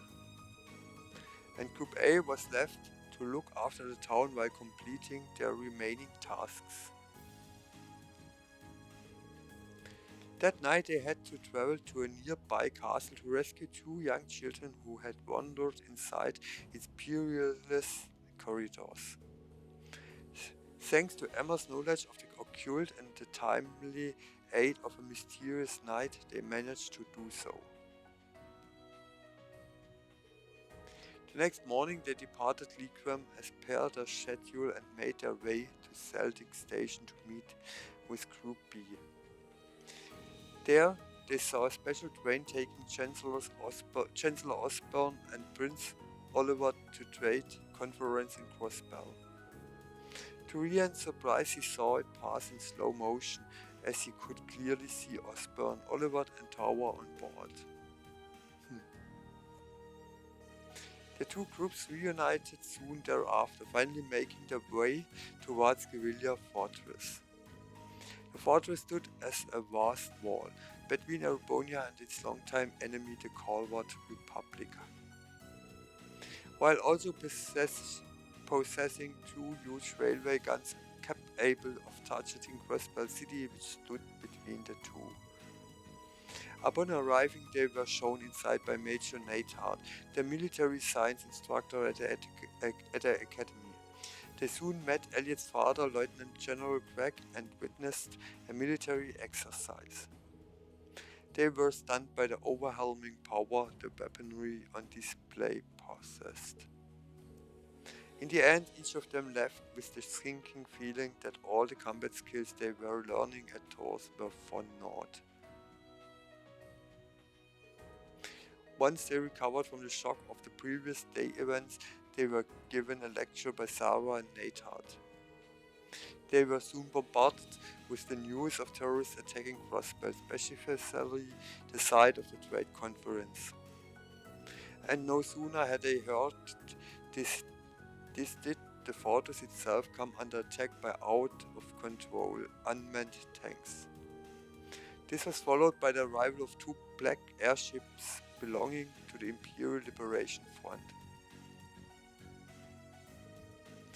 Amid the chaos, Class 7 resolved to aid Sarah and Neidhart in subduing the terrorists. They learned their aim was to activate the 2 railway guns and use them to attack the trade conference. And that by doing so, they intended to bury Chancellor Osborne, with little concern over how many innocents died with him. After a fierce battle, Group A defeated S, now known as Scarlet, one of the terrorist executives. Meanwhile, Group B defeated 5, revealed to be Vulcan, and together they were able to prevent the worst case scenario. Regrettably, both terrorist executives were allowed to escape by the sudden arrival of an airship.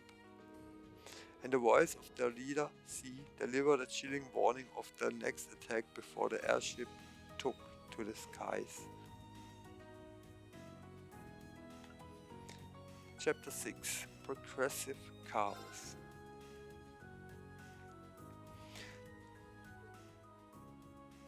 In September, Tours' board of directors convened for the regular meeting. The 3 directors, each related to a member of Class 7, debated how the academy ought to be run. They ended up voting on whether Class 7 would continue their field studies in light of the events at Guerrilla Fortress. Prince Oliver delivered a rousing speech in favor of the continuation. And in the end, all 3 directors consented, paving the way for September's field study to go forward. Meanwhile, all of Tours was in the midst of preparing for the Academy Festival that was scheduled for the end of October. And Class 7 was struggling to think of something that they could do for it with their small numbers. Eventually, inspiration came to them in the form of a hint from Tower. Their contribution would be a live musical performance on stage. The day came for the next field study to begin, and they were summoned to the academy field. Once there, they heard an unusual, surprising sound. A crimson airship hovered above them. Its name was the Courageous, and notably on board were Prince Oliver, Tower, and its captain Viscount Arcette. It was decided that Class 7 was to be taken to their field study location by airship, and everyone stepped on board. After the Courageous was shown of the people of Heimdallr, it flew to Röhr, where Group A alighted. Röhr was a large industrial city home to the Rainford Group's corporate headquarters and Rainford family residence. Once there, they set about working through the tasks Elisa's mother, Irina Rainford, gave them. But later that day, they came upon a dire conflict between the provincial army and railway military police. Rufus and Captain Clare's appearance prevented things from escalating further, but it was clear that something was amiss. That night, Elisa's mother was forced to cancel dining with them, irritating Elisa to no end. Elisa later revealed to Rian more about her family and her concerns relating to Irina's destructive work ethic. No sooner had they finished speaking did Rian receive a call from Captain Clare, who asked if the two could meet privately at a nearby bar. He agreed, but not before escaping Fee's notice. Rian spotted her as he left the building, and the two decided to meet Captain Clare together. The captain informed them of conflicts within the Rainford group, as well as expressed how there was a chance the RMP could personally investigate the matter. The next morning, Class 7 agreed to look into the matter of the conflicts themselves, along with the new field study tasks. While they were doing so, a more pressing problem arose: a fire at a military factory in town. And no sooner had that been resolved did they receive word the terrorists had occupied Saxon iron mine. The provincial army sealed the mine off under the pretext of protecting the hostages from being harmed.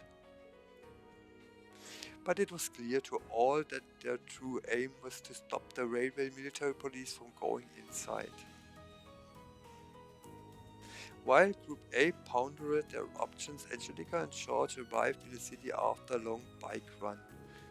Angelica believed her family was involved in all of this and that she had the duty to stand up and fight. They all agreed to help her, and Alisa went to see her mother to try and find another way into the mine. Irina, seeing her daughter's newfound determination, gave them a keycard, allowing them to sneak into the mine. They traveled through an underground passage connecting Ruhr and the mine and began searching for the miners. Partway through the mine, they found most of the hostages, and Crow volunteered to take them back of the surface with him.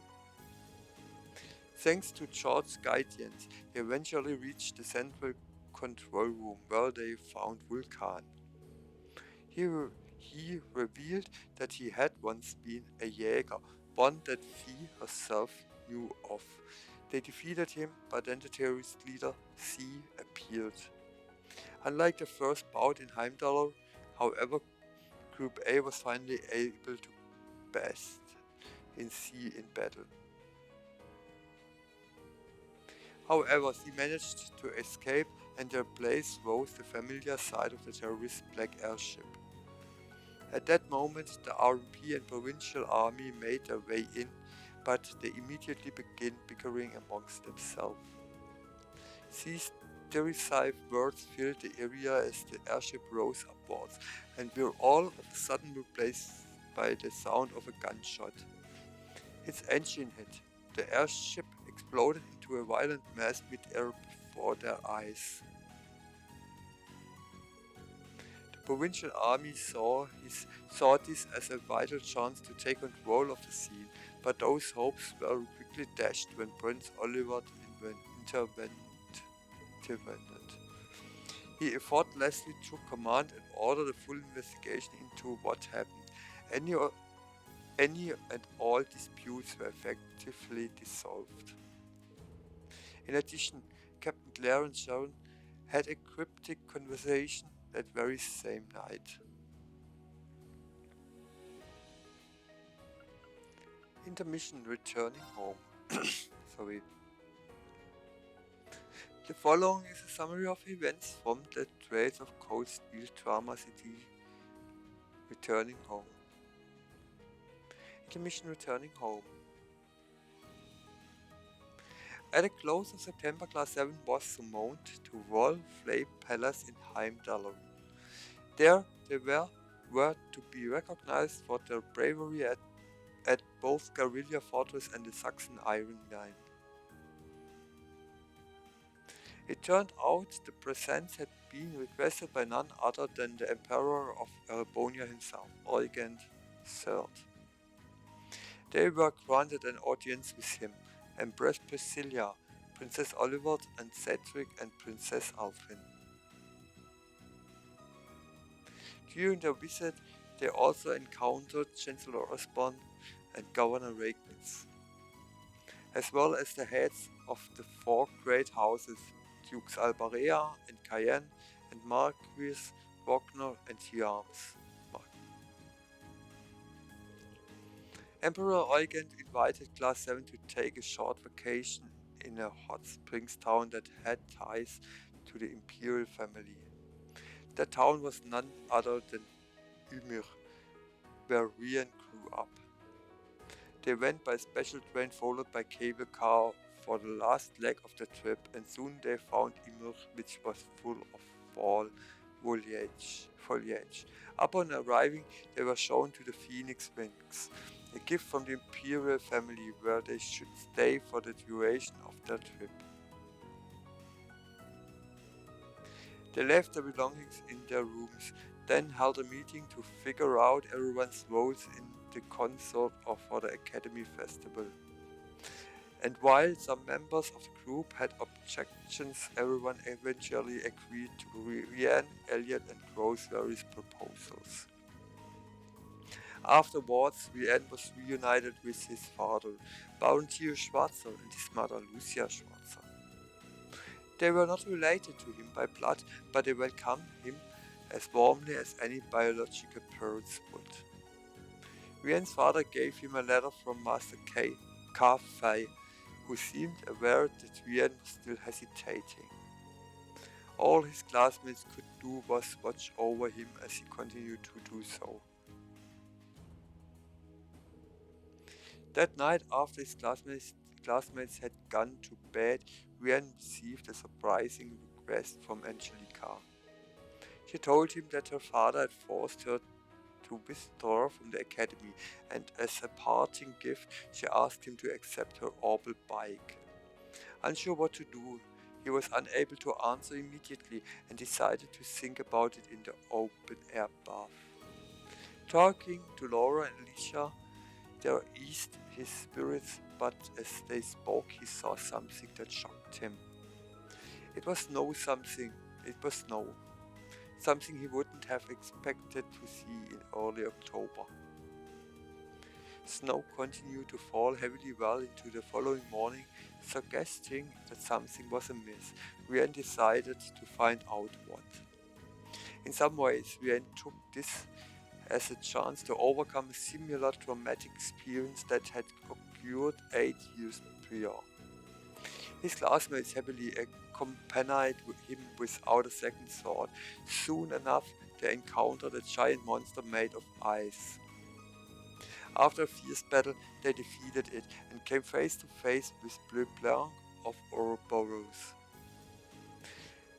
He was fascinated by the many mysteries surrounding Rian, even going so far as to taunt him. But Rian refused to be taken in by such pettiness, and Bleu Blanc was forced to retreat.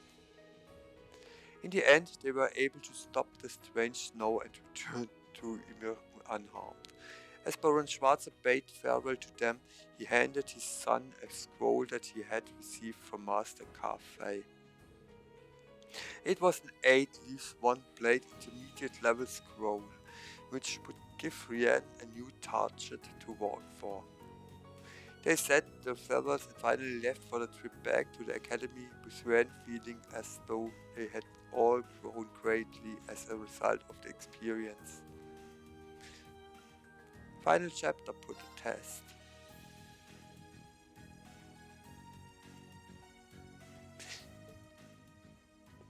Safely back from their brief trip to Ymir, Rian and his classmates began practicing for their upcoming concert. Under the watchful eyes of Elliot and Crow, they put all they had into their practice sessions.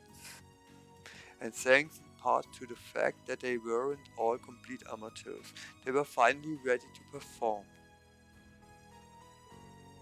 The time came for the preparatory day before the festival.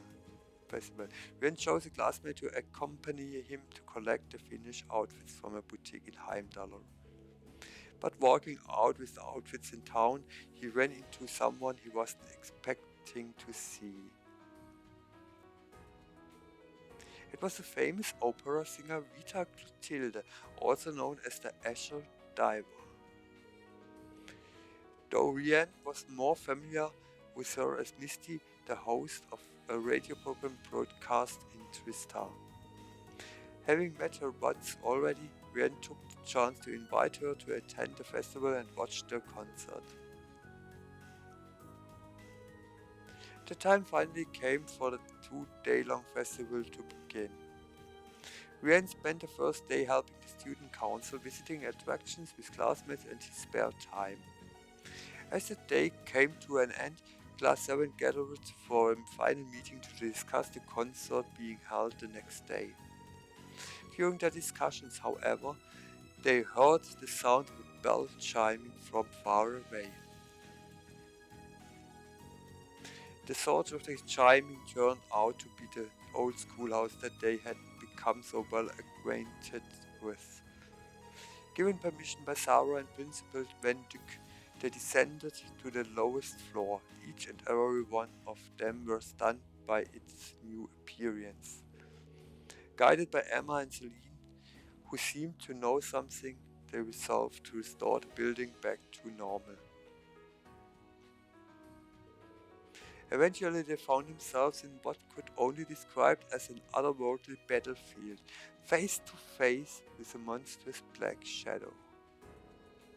After a challenging battle, they were able to defeat it, overcoming the trial that it represented. They were transported and knocked out in the aftermath, but once they opened their eyes, they discovered the building was back to normal. Oh, sorry. On the other side stood a giant humanoid, a 7-arch tall ash-colored knight. The next day, the second day of the festival began. Rianne managed to put the knight out of his mind enough to focus on showing Elise, who had come to visit around the academy campus. During that afternoon, the time finally came for the concert. Each of them gave their all to the performance, and they were able to finish both songs. When the audience feverishly called for an encore, Class 7 was more than prepared to perform a third. During the third song, the audience was invited to sing along, and the concert proved to be an immense success. After the concert, the after party began. Rianne thanked Crow for all that he had done for him. Encouraged by Elise, Rianne also decided to spend someone time with someone close to him. Unfortunately, the party was brought to an abrupt end by a shocking proclamation from Principal Vendick. He appeared to tell them that the guerrilla fortress in the east had vanished without a trace. A week passed since then, and the air in Erebonia was more tense than ever before. It was concluded that the fortress disappearance was due to an attack by Crossbell State, and it was shortly announced Chancellor Rosban would be making a speech to the nation at noon. Rianne and his classmates chose to listen to the speech through a radio in their classroom. Only Crow was missing, having supposedly gone to Heimdall to hear the speech in person. The time for the speech finally came.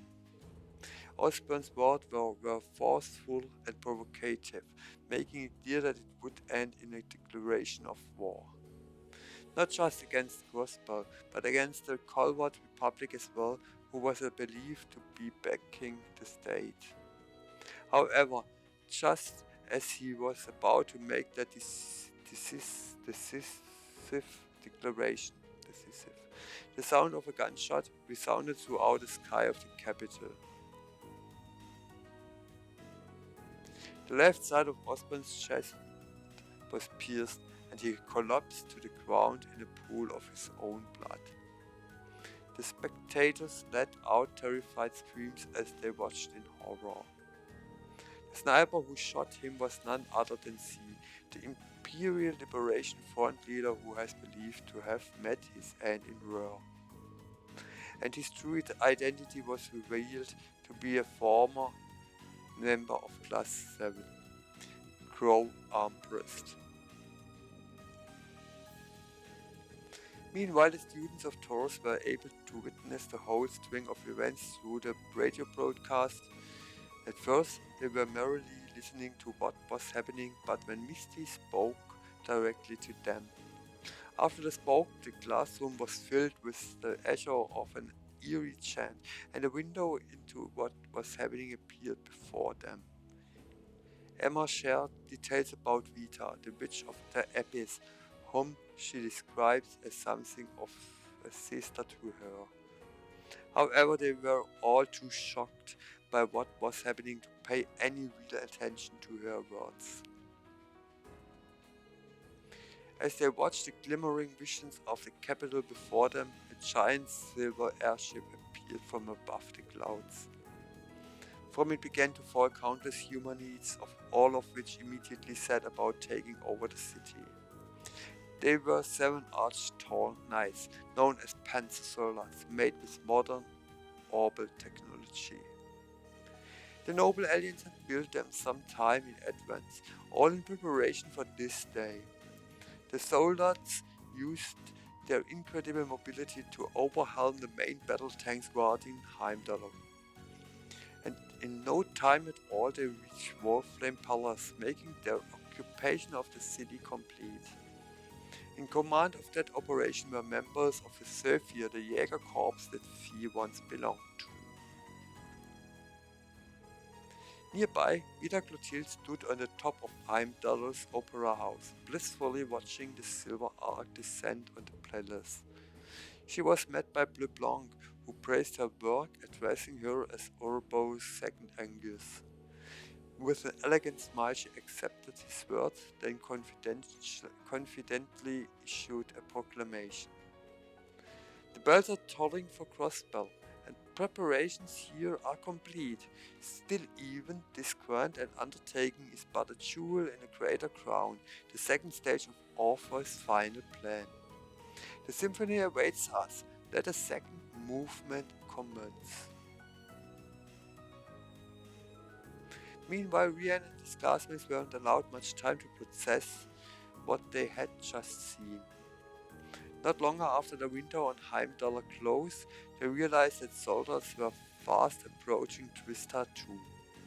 Sarah, Neidhart, the principal, and several other instructors defended the west exit valiantly. Eventually, they also received the aid of Sharon, who revealed herself to be an enforcer of Ouroboros. But while they still had their hands full, another group of soldiers began approaching from east of the town. As such, Class 7 resolved to protect the east exit themselves. The Battle of Twistar began. First, Class 7 fought against a Draken soldier, and by aiming for its joints they emerged victorious. But in a sad twist of fate, they were powerless to defeat a much stronger Spiegel unit the terrorist Scarlet was piloting. Rhiannon resolved to use the power deep within him as a last resort. Those two desired the power, but before he could, he heard a voice resound in his mind. He was standing in a strange empty space. Before him stood Celine, who urged him to call the voice's name. Loudly and clearly he did just that. Heed my call, Volimar, the Ashen Knight. With a bang, the humanoid that they had found in the old schoolhouse came flying through the air towards them. It landed and Rhiannon entered its core along with Celine. Although he had never seen the inside of such a thing before, he instinctively knew how to pilot it, and with that knowledge he was able to easily best Scarlet's Spiegel. The air was filled with the cheers of his classmates, but they were soon silenced by a familiar voice. Whoa, whoa, whoa, hold up just a sec, aren't you forgetting something? It came from above. The source of the voice was a large, pure humanoid, one similar to the divine knight Vienne was piloting. It was the astronaut, or Dine, piloted by none other than Crow. Vienne despaired at the thought of having to fight him after all the time they had spent together. He tried whatever he could to reason with him, desperately attempting to avoid any further conflict. Yet Crow refused to listen, and with a wide smile, he declared that the Crow Vienne thought he knew was never real. Nonetheless, Vienne made one last-ditch attempt at trying to change his mind. So that's the plan if you win? Huh? But what about if I win? Vienne trusted that Crow would come back to him and the rest of Class 7 if he proved victorious, and the battle between the two divine knights began. The power of Crow's Azure Knight was immense, but Vienne fought back as hard as he could, and he found himself able to fight on equal terms. Finally, Vienne saw the decisive opening he'd been searching for. Enlightened domination. The Azure Knight fell to its knees from the impact of Valimar and Vienne's attack. His classmates cried out with relief, but that relief was not to last. The next moment, the Ashen Knight transformed, surging with mana, it drew closer to the Ashen Knight. Vienne was stunned. All it took was a single hit from Ordain to send him flying backwards, defeated. His consciousness began to fade, and all he could do was wince in fear as the Azure Knight approached. No, you don't! Without hesitation, his classmates stood between him and Ordain in a protective stance. They didn't have a chance of defeat it, but they were determined not to let it draw any closer to Vienne. Together they resolved to buy him the time to escape, believing that he could one day bring the war to an end. Vienne tried to protect, but Celine ordered Valimar to retreat from the area. Vienne cried out in objection, his consciousness growing even fainter. From outside, one of his close friends bade him a private farewell. It was clear from their voice how much they cared for him, how prepared they were to face anything, even death.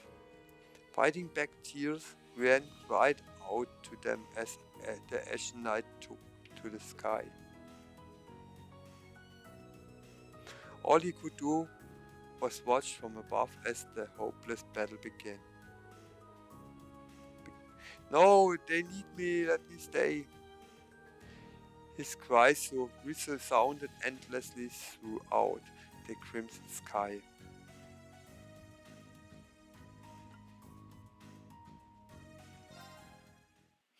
Trails of cold steel to Samurai.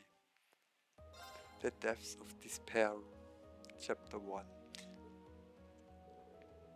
Heimdall, capital of Erebonia. Chancellor Osborne's speech was silenced by the sound of a single gunshot ringing throughout the city. The man who pulled the trigger was none other than C, the enigmatic leader of the Imperial Liberation Front. But it was on this day that his identity was finally revealed. Crow Armbrust, a friend and a member of Class 7.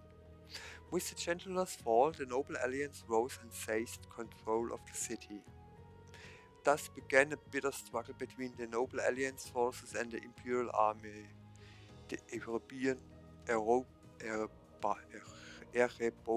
Civil War. Not even Thor's military academy was safe from the fighting. Soon after taking Heimdall, the Noble Alliance set its sights on the academy. Thanks to Crow's help, Thor's first line of defense was quickly subdued. Class 7 rushed in to help their instructors, but even they were completely overwhelmed.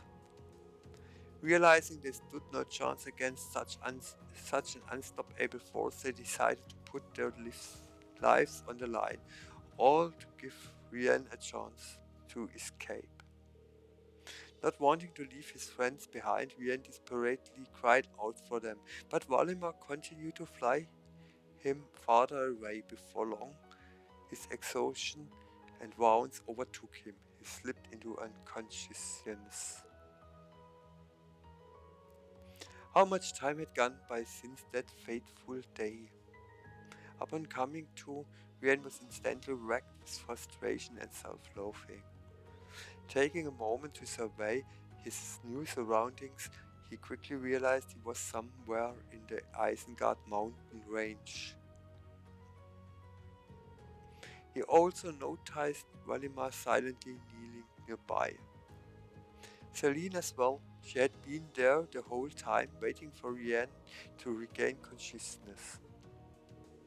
The familiar relayed the situation to a still confused and panicking Rian. A month had passed since that fateful day he was torn from his friends. On top of that, it was now impossible to return to the place he'd last seen them. Rian immediately began to make his way down from the mountain, spurred by his concern for their well-being. Caught between worry and frustration, he was in no mood to respond to any of Celine's attempts to speak with him. But their descent came to a sudden stop as they came face to face with a terrifying foe.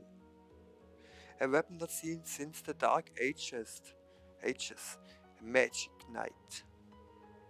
Rian put up a valiant fight, yet was unable to best the Colossus on his own. Showing no pity for its struggling opponent, the magic knight raised his blade to deliver the final blow. But at the last moment, its mighty swing was interrupted by a powerful orbital art. The magic knight was thrown off balance and tumbled over the edge of the cliff, plummeting down the sheer mountain face. Rian's savior was none other than the bracer, Tower. With him were Princess Alfin and Rian's sister Elise. With their appearance, the tension that had been keeping Rian going vanished, and he collapsed in exhaustion.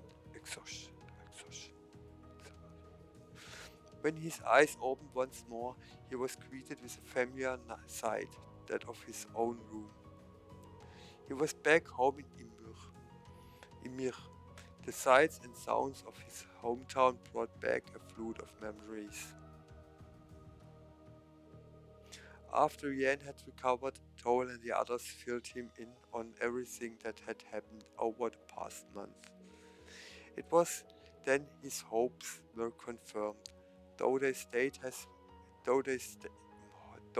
had been scattered and their whereabouts unknown. His friends were still safe. Once the discussion was over, Rian paid a visit to the local hot spring in order to collect his thoughts. Now was the time to figure out his next move. Yet, no matter how much he racked his brain, no solution came to him. None of this would have happened if he had been strong enough to fight off the noble Alliance forces, strong enough to protect his friends. As he assaulted himself with such harsh thoughts, Elise appeared and gave him some much-needed encouragement. Thanks to her, he was able to remember that in making sure he got away, his friends had each placed their faith in him. As Rian thought back to each of their faces, he realized not one of them had given up. Believing in the faith his friends had given him was just the motivation Rian needed. He resolved to search the country until he had reunited with every last one of them. However, the flames of war were upon him again before he knew it. While on an expedition outside the town, the group was paid a visit by the witch of the abyss, Vita, Clotilde. She had appeared to give them a warning, though the sound of gunfire coming from Ymir was proof it had come too late. Rushing back to the town, the group found it besieged by Jägers, who had been hired by Duke Albarea of the Four Great Houses. The town was in panic. In an attempt to protect his people, Rian's father tried to fight the Jaegers but ended up sustaining a severe wound. Seeing this, a roar of rage and despair burst forth from Rian, echoing throughout the town. Driven by hatred, he lost himself in his power and ruthlessly dispatched the Jaegers. Fortunately, Elise's intervention and the news that Baron Schwarzer was still alive were able to bring Rian back to his senses. There was little time for relief, however, as Vita showed herself once more. Apologizing for the incident, she made it clear to them that this was the result of Duke Albarea acting on his own. As a show of good faith, she erased the Jaeger's memories of having found the town and cast a spell that would keep it safe for a time. This strange moment of kindness caught the group off guard. Just long enough for a girl in black riding a strange puppet to swoop down on them. Said puppet bore striking resemblance to William's Ergetlem. The girl in black moved quickly for anyone to react. And before they knew it, she had seized both Elise and Alphen.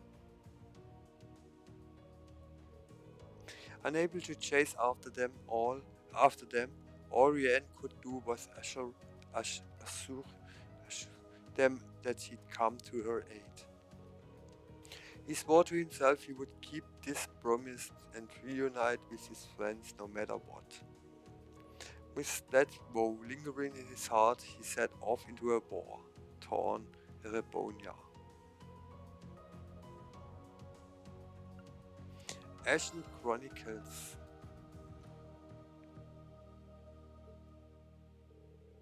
Soon after Rian found the resolve he needed to search for his missing friends, Elise and Alphen were kidnapped by the Noble Alliance.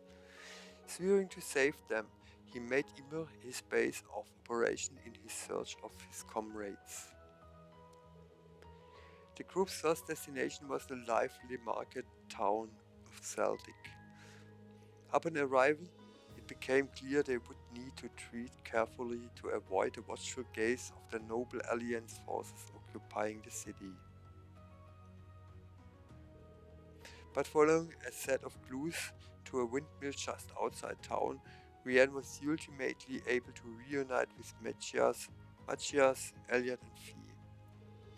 Overjoyed to see one another again, they took some time to exchange information on what had happened since they were last together and what their next move should be.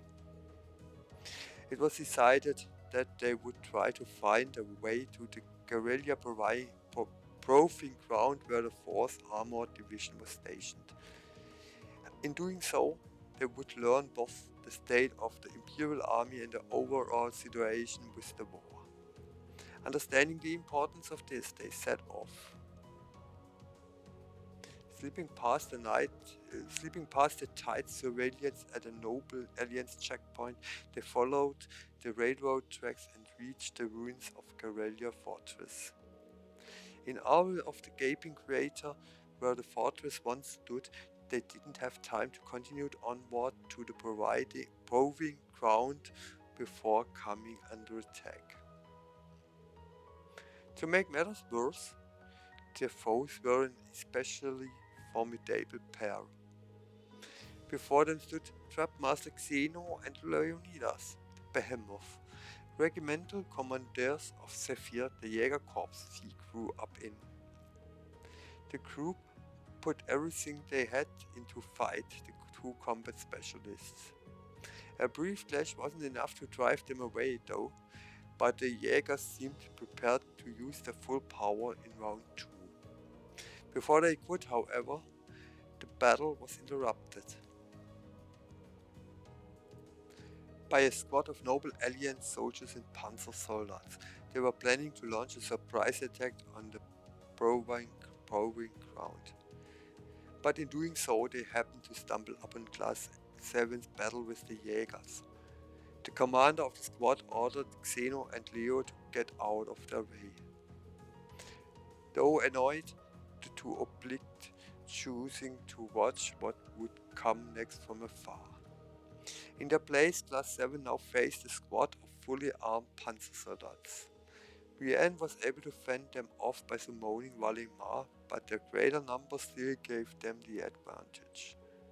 Just when the situation seemed the most dire, a hearty roar reverberated through the battle, turning the situation on its head. Its owner was Elliot's father, Lieutenant General Craig, standing tall atop a tank. The 4th Armored Division followed behind him, launching a full frontal assault on the noble Alliance troops. What's more, the Railway Military Police, led by Captain Claire herself, arrived to provide backup.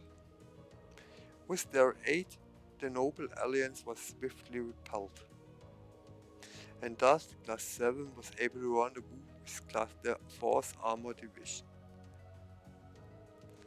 As a result, they were able to receive key information from Lieutenant General Craig himself. According to him, the Imperial Army was making a steady recovery, but had little info regarding the situation near Heimdall. He ended by suggesting the students stay with him and the Imperial Army, but Rien's priority lay in reuniting with the rest of Class 7.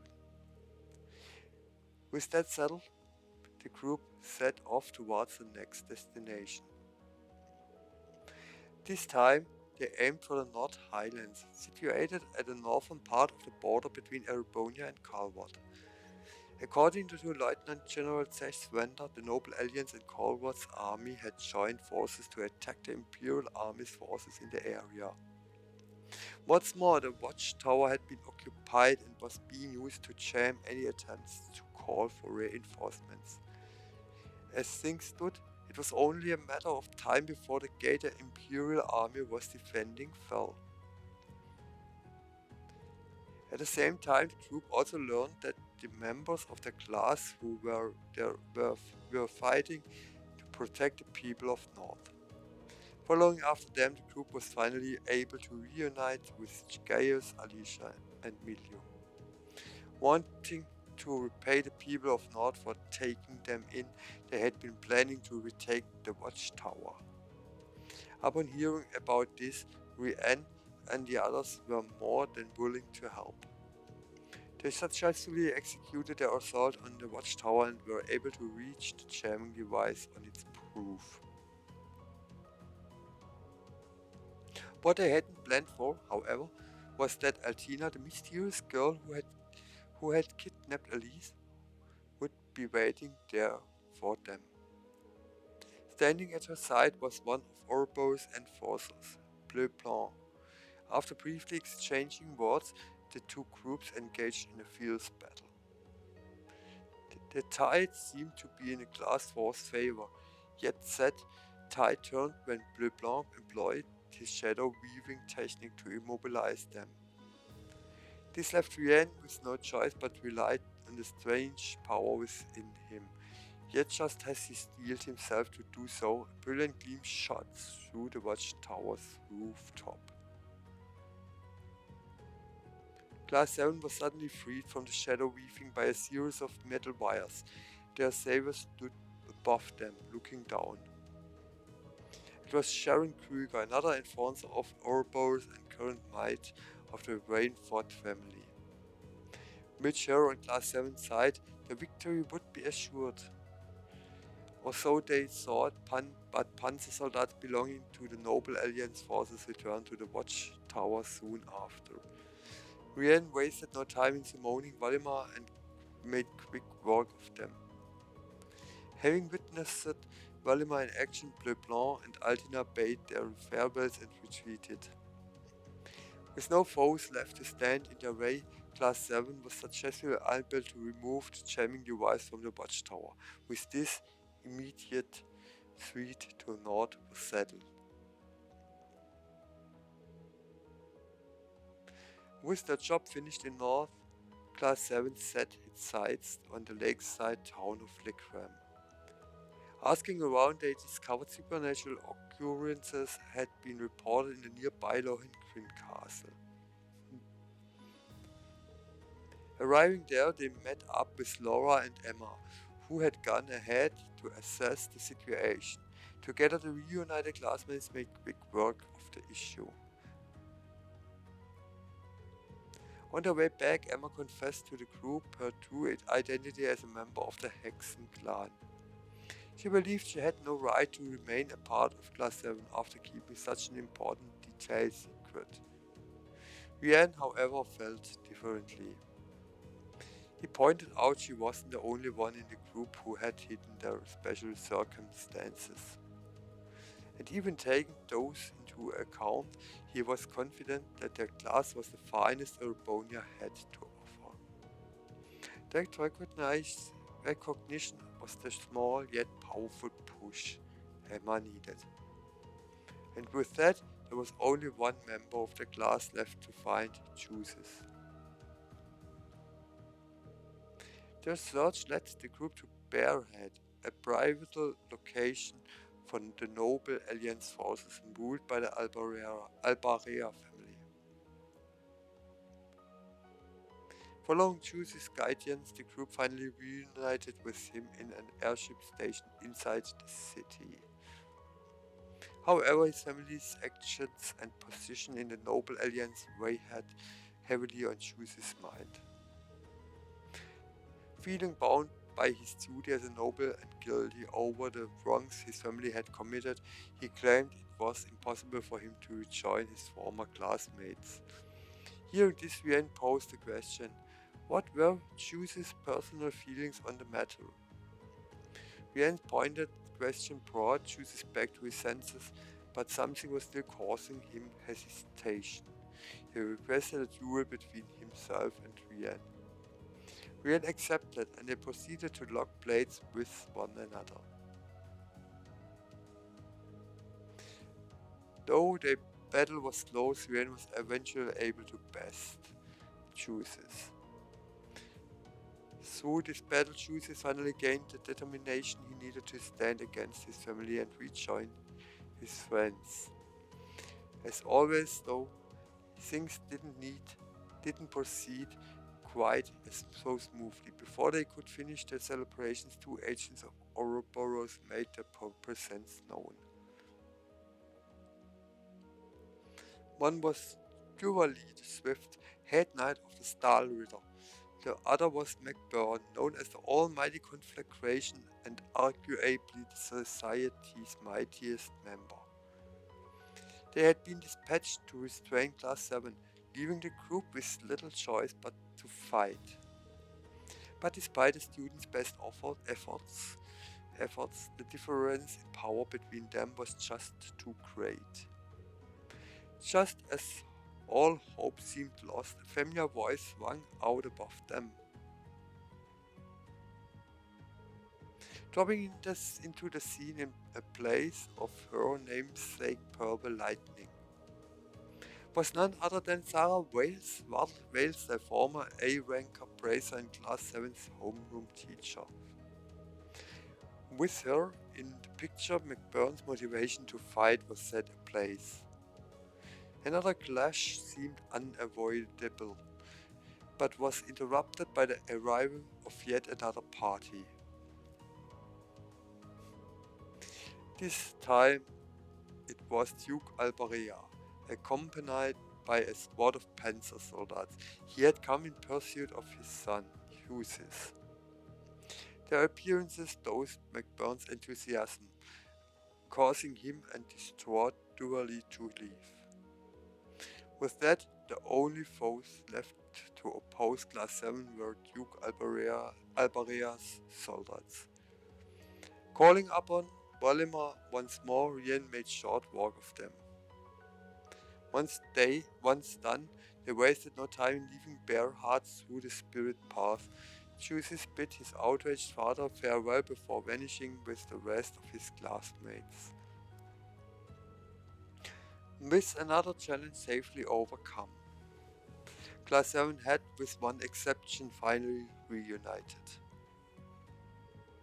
After returning to Ymir and celebrating his feat, they gathered to decide their plans from there on. After much discussion, they agreed they would act as a third party, one affiliated with neither the Imperial Army nor the Noble Alliance. However, they weren't able to decide what they wanted to accomplish by forming this third faction. In the midst of the discussion, a voice rang out through the room, one they'd have rather not heard at such a time. Well, doesn't this look fun? Mind if I join in? A projection of Vita appeared before them, accompanied by the roar of a massive engine. One look out the window was enough to make its search clear. The Patang Crew, the Noble Alliance flagship, was hovering above the town. The group rushed outside to assess the situation. Just in time to see Crow descending from the ship in Ordine. Accompanying him were Zephyr members of Ouroboros and Rufus. Desperate to protect his hometown, Rien piloted Valdemar to fight Crow. Yet, in the end, he was barely able to put a scratch on him. The rest of Class 7 took up arms as well, but Rufus single-handedly dispatched them with similar ease. After making it crystal clear that they lacked the means to oppose him, Chukayan revealed the reason for his visit. He had come to invite Rien aboard the Pantagruel. Should Rien acquiesce, the Noble Alliance would stay away from Ymir for the remainder of the war. Despite their misgivings, the group had little choice but to accept. And thus Rien made his way aboard the Titanic ship.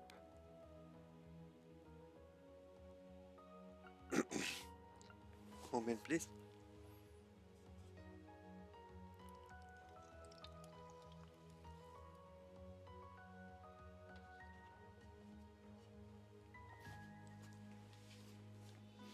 Intermission. Aboard the Pantagruel. After being strong-armed into coming aboard by Duke Cayenne, Rien found himself in the expensive halls of the Pantagruel. The Duke's goal in doing so was to have the opportunity to invite Rien to join the Noble Alliance.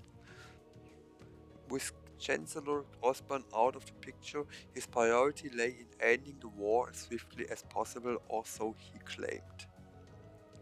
A goal which could be accomplished with much more ease if Rien agreed to join the ranks. Escorted to a private room to think it all over, Rien found himself at a loss over what to do. In the midst of his thoughts, Crow paid him an unexpected visit. Realizing that he hadn't changed much at all in spite of everything, Rien began to question him. Why did he love Chancellor Osborne so much? What led him to form the Imperial Liberation Front?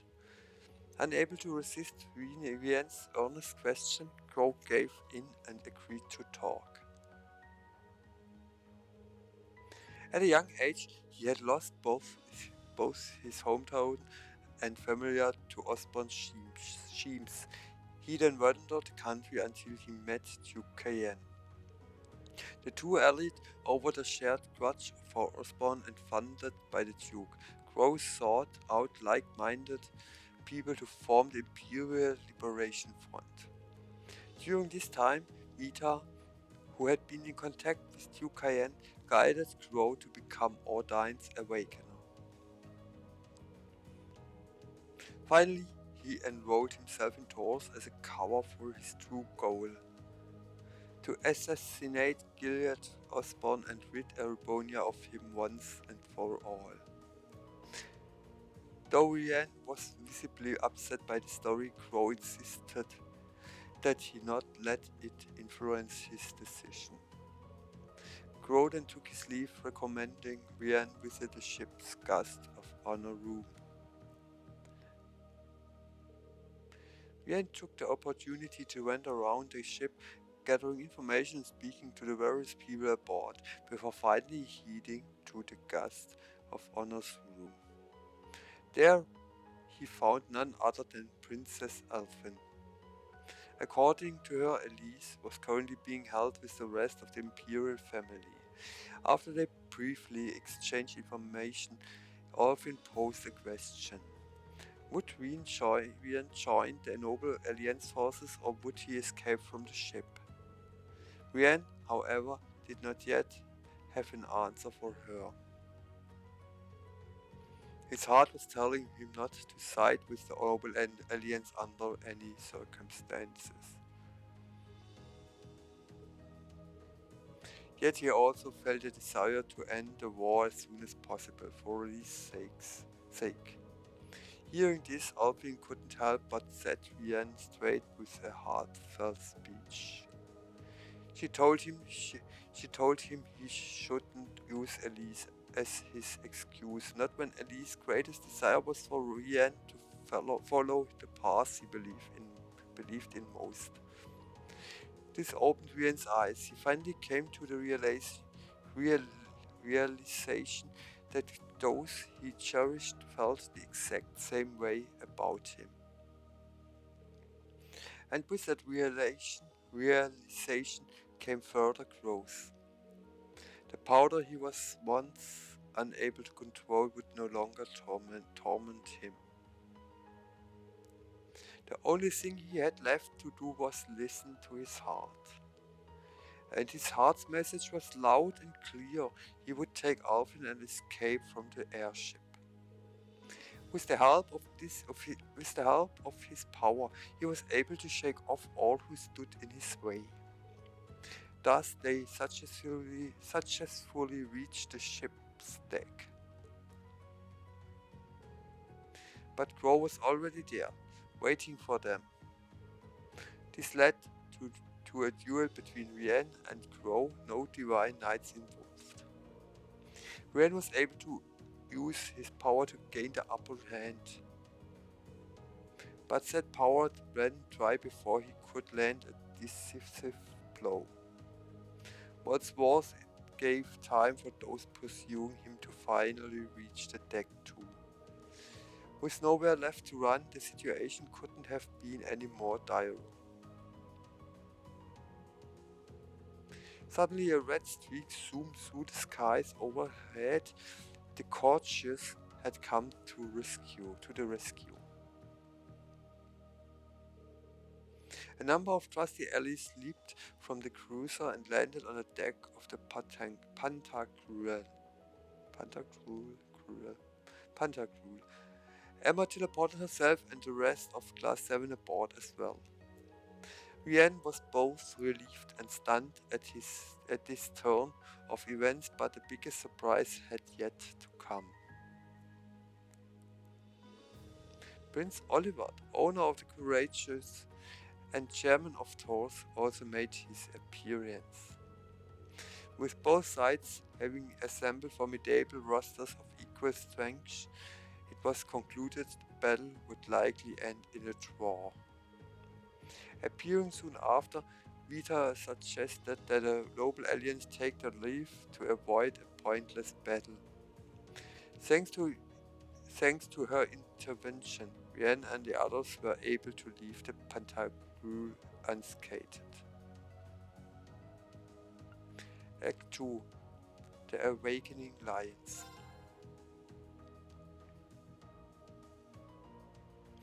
Within Alfin, successfully freed from the noble alien's clutches, the group welcomed her aboard the Courageous.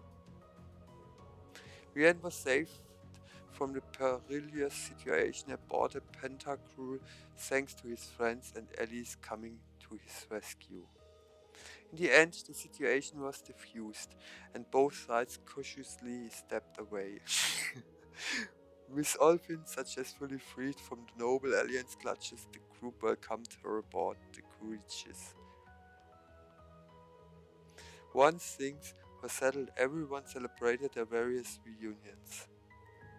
In addition to the princess, the group had also found Prince Oliver, who had been missing since the start of the Civil War, and Viscount Arcade, Laura's father. From there, the group began discussions on the state of the war. The main topic was one posed by Prince Oliver. What did the members of Class 7 intend to do from here on? Rian took it up on himself to answer in his classmates' stead. Class 7 had come face to face with the country's many problems during their field studies. And due to that experience, they were uniquely qualified to help the country through its new crisis. Hearing this, Prince Edward decided to leave the Courageous to them. He intended to travel to Western Erebonia, where the fighting was fiercest, to help. Meanwhile, Eastern Erebonia would be left in Class 7's care. They were given full use of the Courageous, and Tower was named acting captain. Claire and Jovel also left the group at this point, needing to return to their respective organizations. After seeing them off, the group took Tower's suggestion and narrowed down their goals to a more manageable what and how. For the former, they decided their first order of business should be to take back trust from the Noble Alliance. As for the how, they would increase their numbers by finding their fellow students scattered through the country and bringing them on board the ship. Having settled on their new goal, the group put their all into accomplishing it. Sometimes after this, they were contacted by Angelica, whose family belonged to the Noble Alliance forces. According to her, the Rainford Company had been occupied by her uncle. What's more, Elisa's mother Irina was being confined within the building. Hearing this, the group wasted no time in heading to Ruhr. There, they met up with Angelica, who had formed something of a resistance. She had tried to convince her father to withdraw from the Noble Alliance, but to no avail. Instead, Marquis Grogner told her the only way she could convince him was by force. Having taken his words to heart, she had begun plans to rid Ruhr of the Noble Alliance well before Class 7 had even arrived. After convincing Angelica to let them help, Class 7's first order of business was to rescue Irina. Fortunately, Angelica had already located her. She was being held on a train currently stopped within the Saxon iron mine. After a series of fierce battles with the Jägers hired to guard her and a chance reunion with Sharon, they successfully freed Irina from her imprisonment. Continuing the momentum from this victory, they rode the train back to the RF building and proceeded to seize it from within. All that remained was Angelica's father, Marcus Rogner. Wishing to settle her own, Angelica engaged him in a one-on-one duel with Panzersoldaten. And as the dust settled on the century's greatest family fight, Angelica stood tall as the victor. Accepting his defeat, Marcus Wagner announced his withdrawal from the war entirely. Losing the support of one of the four great houses would prove a heavy blow to the noble alliance. As had become the norm, however, things would not proceed quite so smoothly. Vulcan, a member of the Imperial Liberation Front, appeared in a gargantuan soldier to challenge Vienne. Vienne accepted this challenge, hoping to finally bring things to a close. While Vulcan's new model of Panzer Soldat proved a difficult foe, Vienne was eventually able to best it. However, the battle put a significant strain on the massive soldat system, putting it at risk of self-destruction. Vulcan ignored Vienne's pleas for him to exit the machine, having already decided this would be his final resting place. Finally, the soldat's engine hit critical, resulting in a massive explosion. When the dust had cleared, there was no trace left of the machine or Vulcan. This tragic turn of events left a deep scar of regret within Rian's heart. He blamed himself for not saving Vulcan from his fate. But with the situation now under control, the group had to set their sights on their next target, Erebonia's spirit shrines. They did so in order to collect the pieces of Semurian or housed within the shrines. With enough ore, they could create a more powerful weapon for Valimar. However, one day they received word from the 4th Armored Division that Zeldric had been set ablaze. Under orders from none other than Duke Albarea himself. Jusis attempted to leave the group to confront his father on his town, but the others argued that this was something they needed to handle together. No sooner had they sealed their resolve to act than they received a message from Rufus. He informed the group that the Noble Alliance took no part in the attack and did not condone the Duke's actions. He also told them that while he would not take direct action against his father, he could not let his actions pass. Knowing Rufus was just using them plus 7, Noneslos decided to make use of his info and headed to Aurore's fort to restrain Duke Albarea. With backup from the 4th Armored Division and RMP, they were able to reach the fort.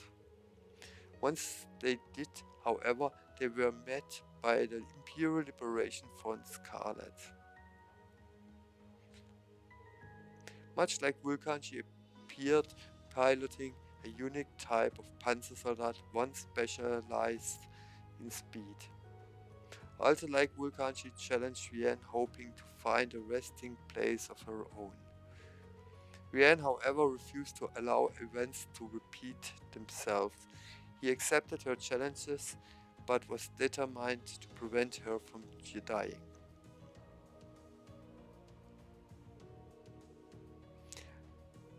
Though she was a formidable opponent, Vienne was able to best her in the end. In a further parallel to Vienne's last encounter with a member of the Ilf, the strain of the battle caused her soldat's engine to begin to self-destruct. Without an ounce of hesitation, Vienne dashed in. With a single precise slash, he tore off the soldat's cockpit and leaped away from the explosion. Though her machine was in pieces, Scarlet herself was unscathed. Vienne had saved her. The group was breathed a sigh of relief and headed into the fort. Vienne, however, stayed behind to make sure Scarlet was okay. His relief at seeing she was fine was cut short by a familiar voice. It was Crow. He had come out of concern for his last remaining team member.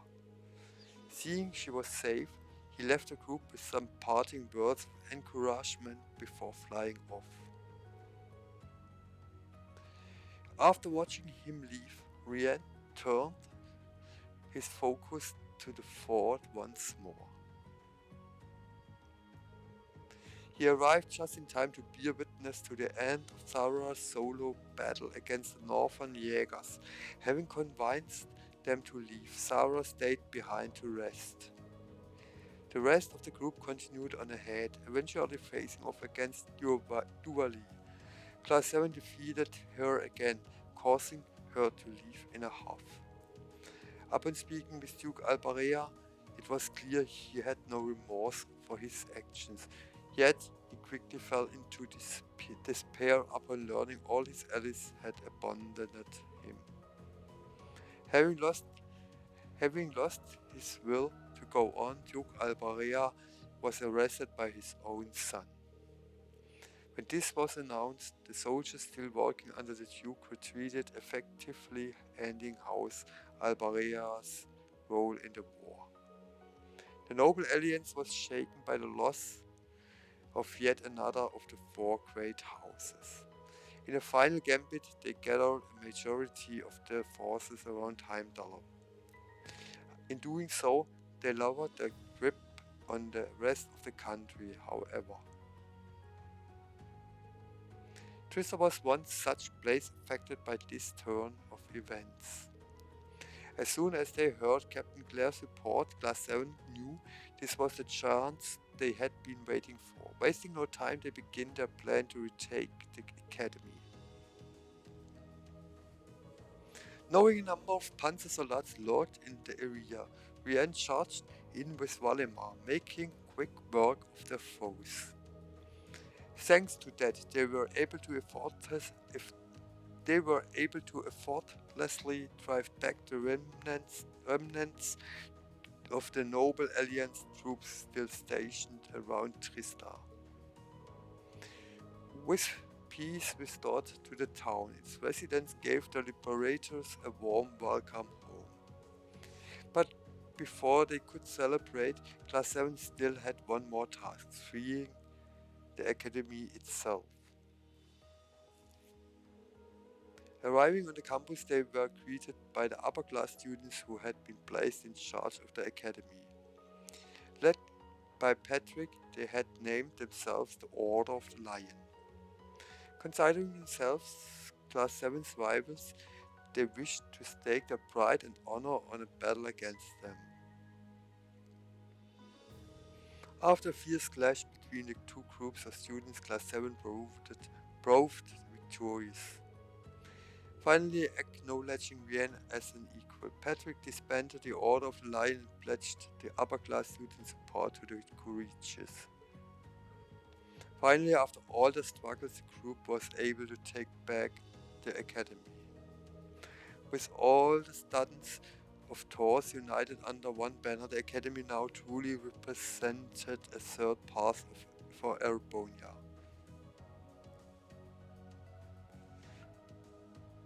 Final, forward relentlessly. Sorry. Having successfully taken back the academy, the students took some time to celebrate together. The war itself was reaching its climax, however. As a result, the group received a request from the Imperial Army. They asked them to rescue the Imperial family and allies. The Noble Alliance had been holding them captive at the Karel Imperial Villa. Karel. In the fact that the students weren't affiliated with either faction made them perfect for his task. Under Tower's command, they flew towards the villa the day after. They weren't alone, however. They were aided in reaching the villa by the Imperial Army's assault on Heimdall. They had They also had the help of not only the upper class students, but all the other students they had recruited during their travels around the country. With the strength of a united force behind them, they were able to fight their way to the top floor of the villa. There they found the people they had come to rescue. Before they could breathe a sigh of relief, however, the group was confronted by Altina once more. Milium took this chance to question her about the possibility of them being sisters. Altina confirmed her suspicions, claiming that the two of them were technically related. Though they were curious about what exactly the pair meant by this, the group's priority was rescuing the hostages. Altina and her puppet proved to be formidable foes, but Class 7 prevailed against them as they had all others before. In doing so, they were able to rescue the imperial family and Governor Regnitz. And Vienne was able to reunite with Elise at long last. The job wasn't over yet, though Just as they tried to question Altina, however, a pillar of light erupted from the capital. It was centered where wall flame palace should have been, but in the palace place rose something dark and twisted. The Infernal Castle. According to Emma, it was summoned forth by the Hexen clan's most forbidden incantation. Claire took the imperial family under her care, while Towa tried to get a better grasp on the situation. Rian, however, could feel Stroy's presence within the castle. He knew he was waiting for them there. With that, Rian and the rest of Class 7 resolved to make their way into the imposing structure. Using Valimar to cut their way through its massive front door, they climbed upwards, fighting ever more powerful foes. Members of both Ouroboros and Saphir stood in their way as well. Though the students put up valiant fights, their foes were just too strong. Well-timed aid from their more experienced allies allowed them to continue advancing through the castle, however. After a long climb, they finally reached the Vermilion Throne, their final destination. Crow and Vita were there waiting for them, as well as Duke Cayenne and the captive Cedric. Brienne told Crow about the promise he made to Tower, Angelica and George, that he'd bring Crow back and make him graduate with them. Surian knew full well how unlikely it was, that only made him want to accomplish it all the more. Class 7's determination took Crow by surprise, but Duke Cayenne used the moment to make his presence known. He told a group of his ancestor, Emperor Orthros, the one known as the False Emperor during the War of the Lions. Cayenne's goal was to realize his ancestor's dream and make the country one ruled exclusively by the nobility. The group was astonished by his selfishness, prompting Brienne to respond to the Duke's declaration. He told him they didn't care one way or the other about his dream, but the fact remained he had kidnapped the crown prince. Thus, in order to rescue him and settle things with Crow, Class 7 would do whatever it took to put a stop to Duke Cayenne's plans. Though Cayenne was visibly upset by this, Crow and Vita interrupted him by drawing their weapons and standing in Class 7's way. The time for talking was over, the final showdown had come. It would be no easy battle, however, as Crow and Vita showed surprising levels teamwork. Class 7 couldn't afford to lose this fight, though far too much was riding on it. Mastering everything they had, they were eventually able to eke out a victory. This wasn't the end, however. Once the battle was over, both Rian and Crow jumped into their Divine Knights. It was up to them alone to finally settle the score. Pouring his feelings into his new blade, Rian stood to face against Crow once more. The battle pushed each of them well beyond their limits, but in the end it was Crow who was brought to his knees. It was an outcome so incredible the rest of Class 7 could scarcely believe it. All except for Sarah. She broke their stunned silence and made the result official. Yep, I think the victory is clear. The battle goes to Rian. After being one step behind him for so long, Rian had finally scored a decisive victory over Crow. The rest of his comrades wasted no time surrounding and congratulating him once he had disembarked Valimar. Crow and Ida accepted their defeat, signaling the Noble Alliance's defeat and marking the end of the war. Or rather, that's how things should have gone, if not for certain individual who refused to accept this outcome, forcing the captive Cedric into its core. Cayenne revived the entity responsible for the calamity 250 years prior. The Vermilion Apocalypse. It drew its power from the Vermilion Knight and a member of the Arno family housed within it. Once the creature was freed, it wasted no time draining mana from all across the Empire. Thinking quickly, Vito activated the barrier that prevented Class 7 from suffering the ill effects of this power.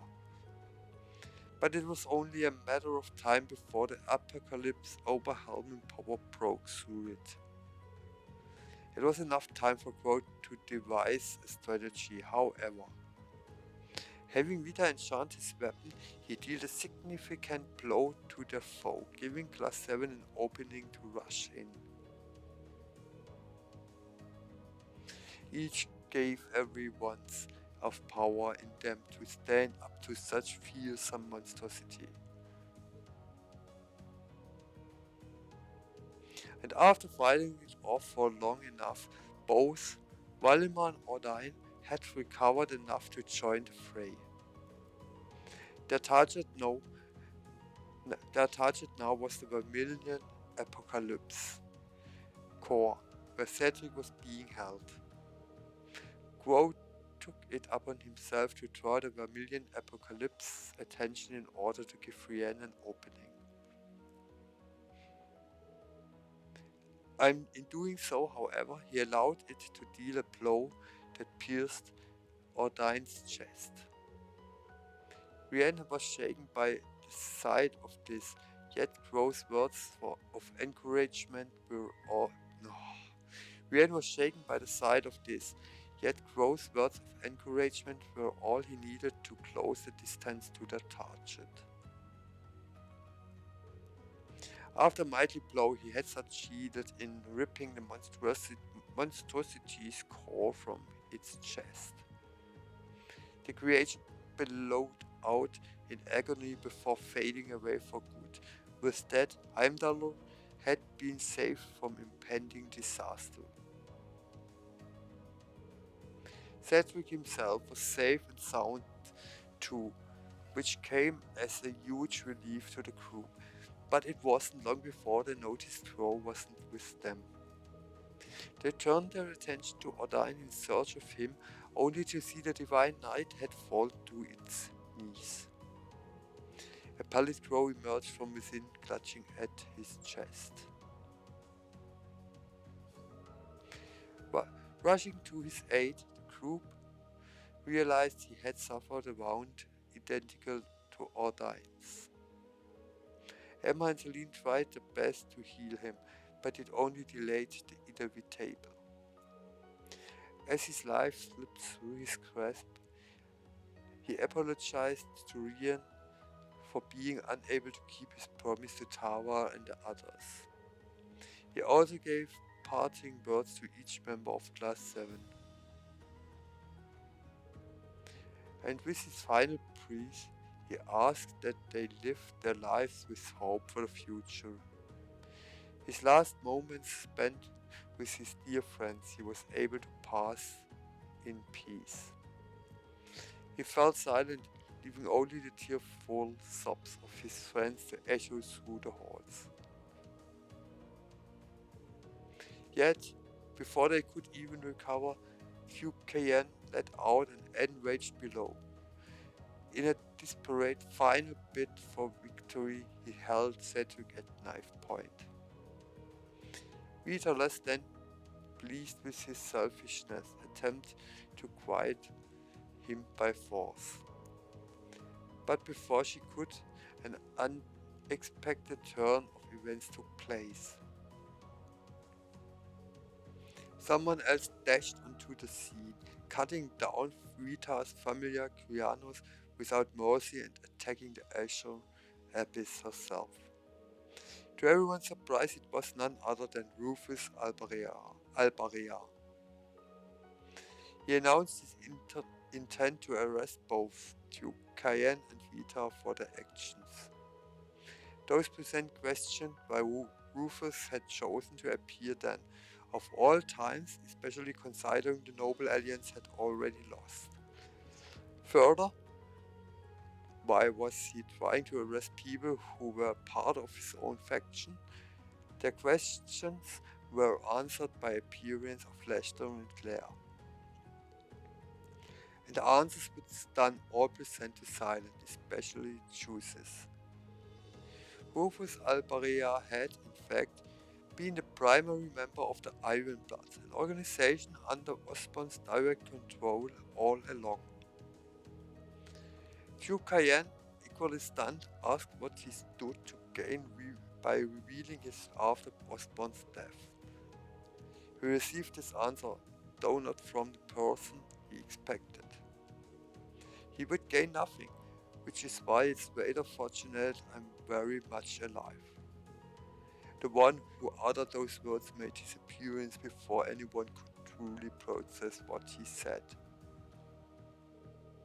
The man who now stood before them was a man who should not have been alive.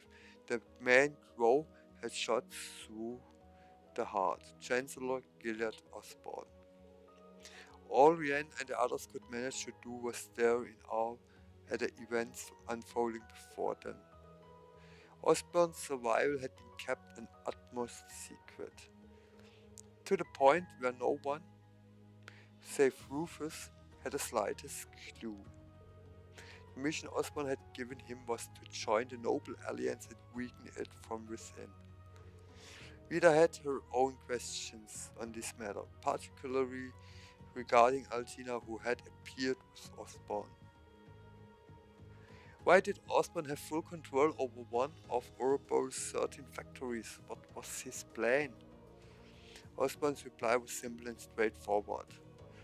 He was going to take over Ouroboros' phantasmal place plan. Hearing this, Vita asked Rian and the others to take care of Crow before teleporting away. Osborn ordered Rufus to move forward with the occupation of Crossbell, then began to take his leave.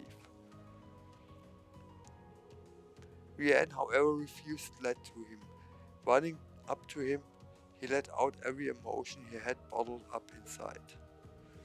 Not in regard to any of these developments, but simply to the fact that Osborn was still alive. Why are you still alive? Crow shot you, you're supposed to be dead. But in the end he couldn't avenge his grandfather, he didn't get revenge on you. Was everything but he died? Was his whole life for nothing? In response to Rian's furious outburst, Rufus informed him that Osborn's actions were tied to him as well. Upon hearing this, a memory buried deep within Rian's mind resurfaced. A memory from 12 years ago, just before he was adopted by the Schwarzer family. Rian, I pray you grow up strong and healthy. Oh, Aidios, if you're listening, hear me now. Please allow this child. As Rian stood there dazed, pondering what this memory could possibly have meant, a ruthless grin spread across Osborn's face. I'm glad to finally see you again, my son. You've grown into a fine young man. Indeed, the Empire will soon know of the Ashen Chevalier, the hero whose brave deeds allowed us to reclaim the capital. And who better to assist me than a national hero? The advertisement, the occupation.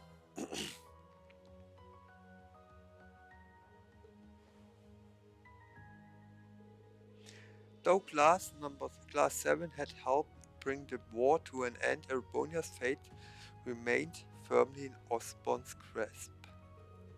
Osborn, the man shot through the heart in broad daylight, had reappeared as though nothing had happened.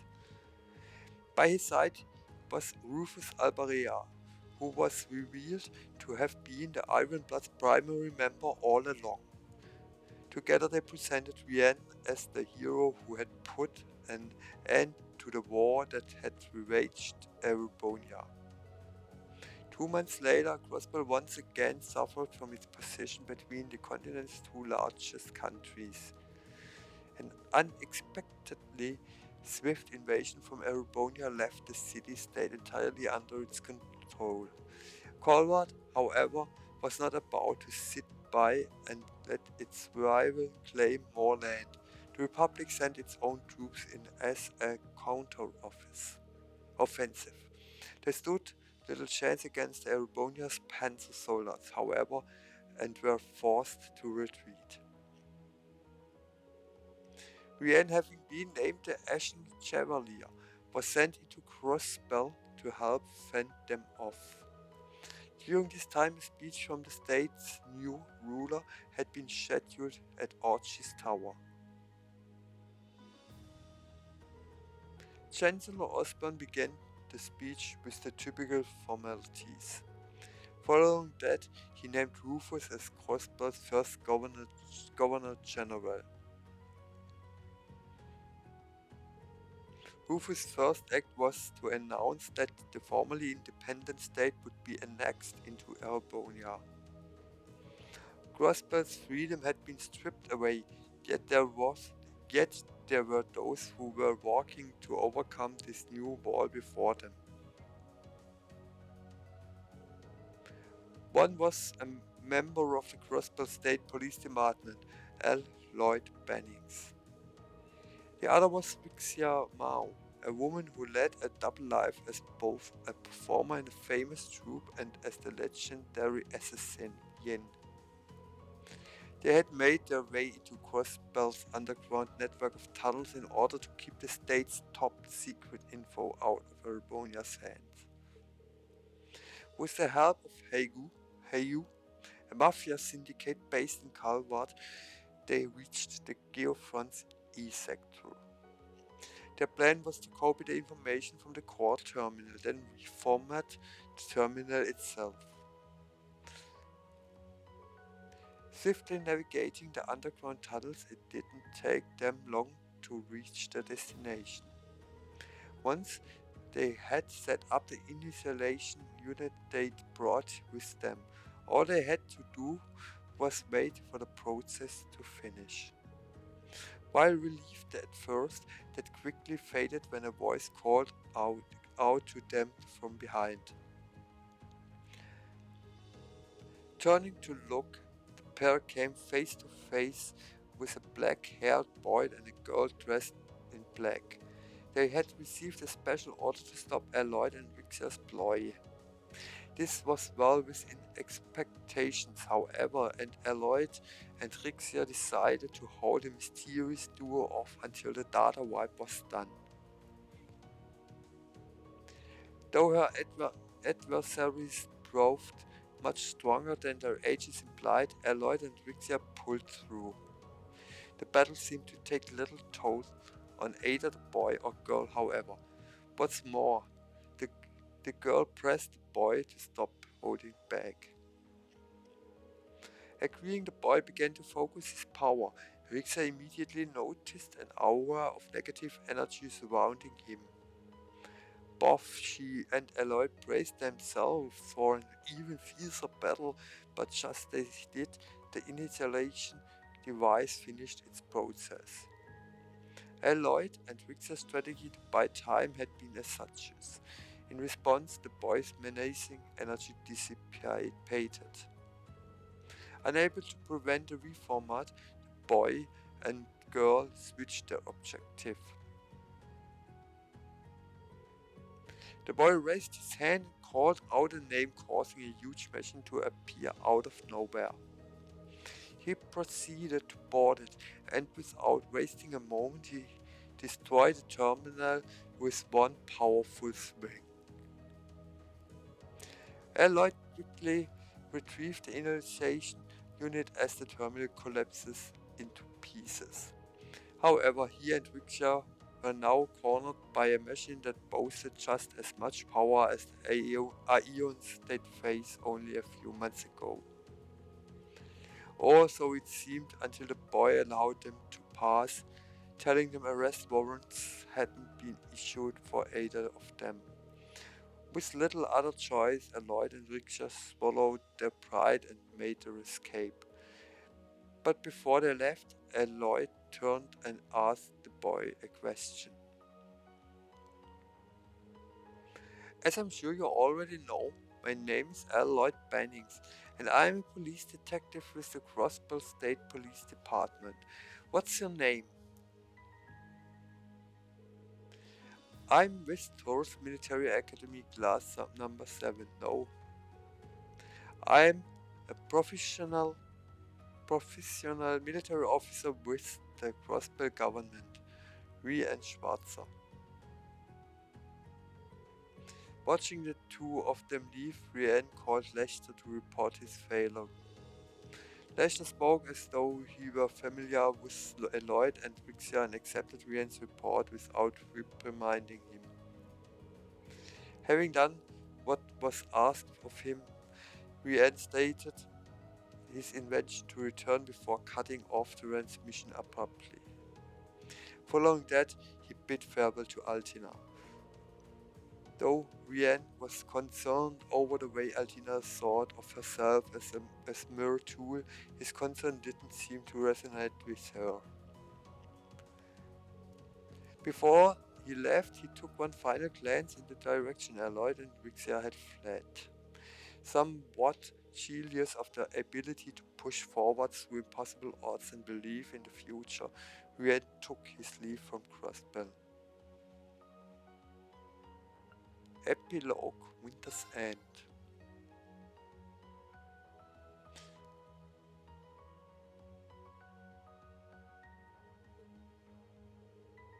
Having carried out his orders, Ryan made his return to Tristar. Upon arrival at the station, he came across Claire, who had been waiting there for him. As she was a member of the Ironbloods, though, all she received from Ryan was a cold shoulder. Not because of anything she had personally done, but simply due her relation to people like Rufus and Osborne. Claire herself was fully aware of this and could only see him off with pain in her heart. Ryan felt regret over this, of course, but all he could do was continue walking and leave the station behind. Once he did, a wave of nostalgia washed over him as he looked out at Tristar once more. The excitement he felt after he and his friend finally set it free from the noble aliens was something he could never forget. And yet, despite seeing the welcoming sight of the lino flowers blooming again, he couldn't help but feel cold. Not long after, the rest of Class 7 arrived to greet him. Together they made their way back to the academy. The war had been brought to a swift close by Rufus' hand. The noble aliens had been dissolved following Duke Cayenne's arrest, and the remaining nobles made fully aware of the situation in Crossbell. After some persuasion, they had been convinced to throw their support behind Chancellor Osborne's for fear of Calvert claiming the city-state for its own. With the country's military united under one banner, they had marched into Crossbell.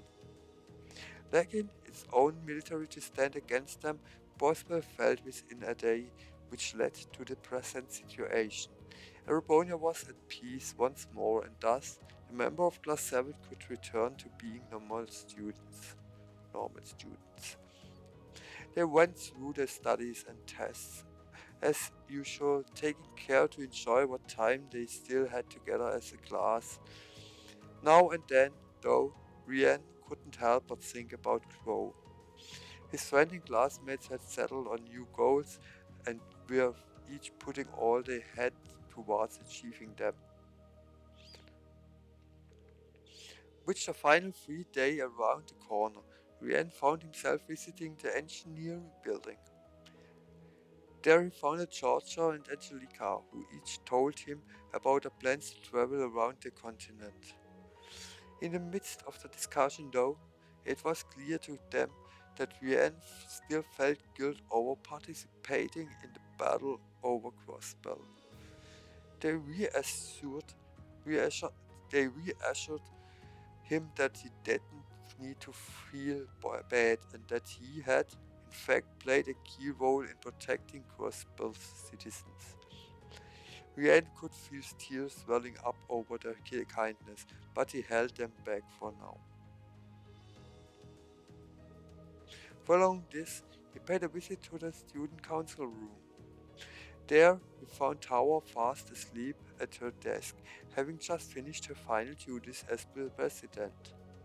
Rian watched her with a smile, thinking back to the last time he had found her like this. Suddenly, though, his reminiscing was interrupted by her mumbling. Ain't she? George Crow. The final name she uttered caused him to let out an involuntary gasp, which roused Tower from her slumber. Though unhappy that she was caught sleeping, she could tell at a glance that Rian didn't seem okay. Bored about him, she convinced him to sit down. She told him there was no need to endure everything that life threw at him, and that it was okay to sit and rest if things got too hard. Hearing this, the feelings Rian had been holding back burst forth. He confessed his regret over Boss losing Crow and breaking his promise to her. Like the others, Towa reassured him he had done everything he could. After letting everything out to Tower, his final walk home as a student of Taurus awaited him. Whether by coincidence or fate, he bumped into his classmates at the gate and they all went home together. Casting their eyes upward to the falling lino flowers, they thought back to their first day at the academy. The time they'd spent together since then was truly a treasure to each of them. Their time left together was short, but they would make the most of it. Before they knew it, the final free day had dawned. Sensing an odd presence at the old schoolhouse, Rian made his way over to investigate. The moment he arrived, though, the presence mysteriously vanished.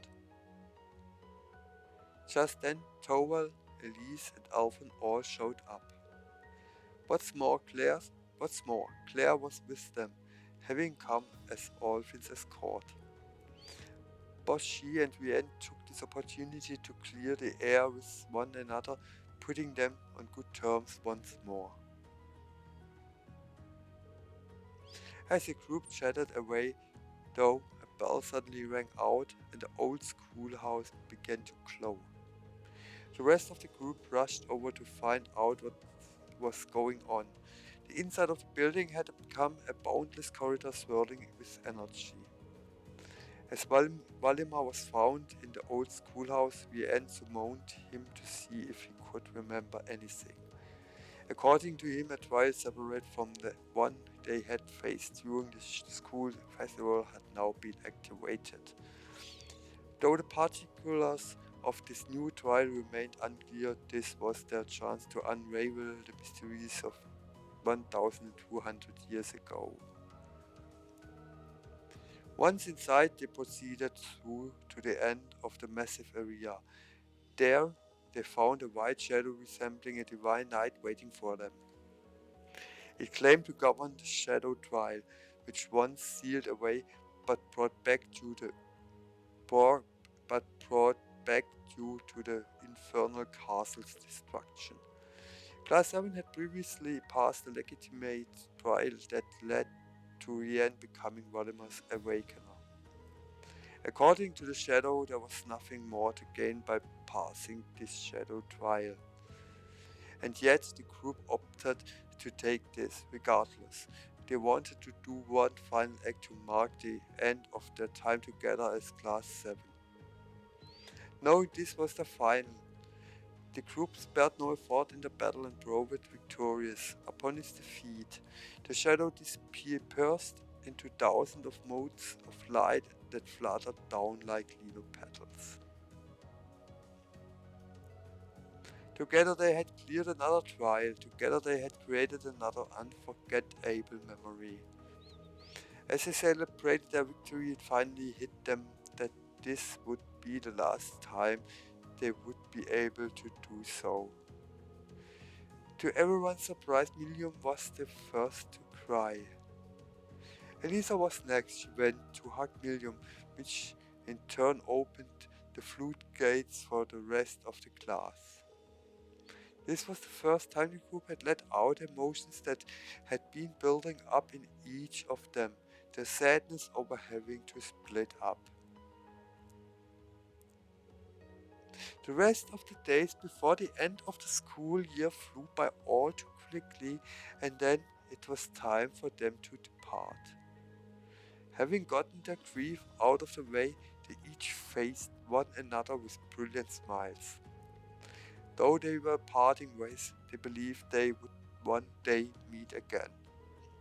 Before leaving, though they thanked Sarah for leaving she'd done for them and teased her for crying in response. With that, it was truly time for them to leave. Each had something he or she wished to accomplish. As they all made their departure from Trista, only Rian remained. Having finished seeing his dear friends off, he returned to the academy. He knew the challenges that lay ahead for him. He would be forced to accept the government's orders for him and Valdemar. But even so, he had made an important promise with his friends. Filled with determination to keep that promise, he strode forward towards his future.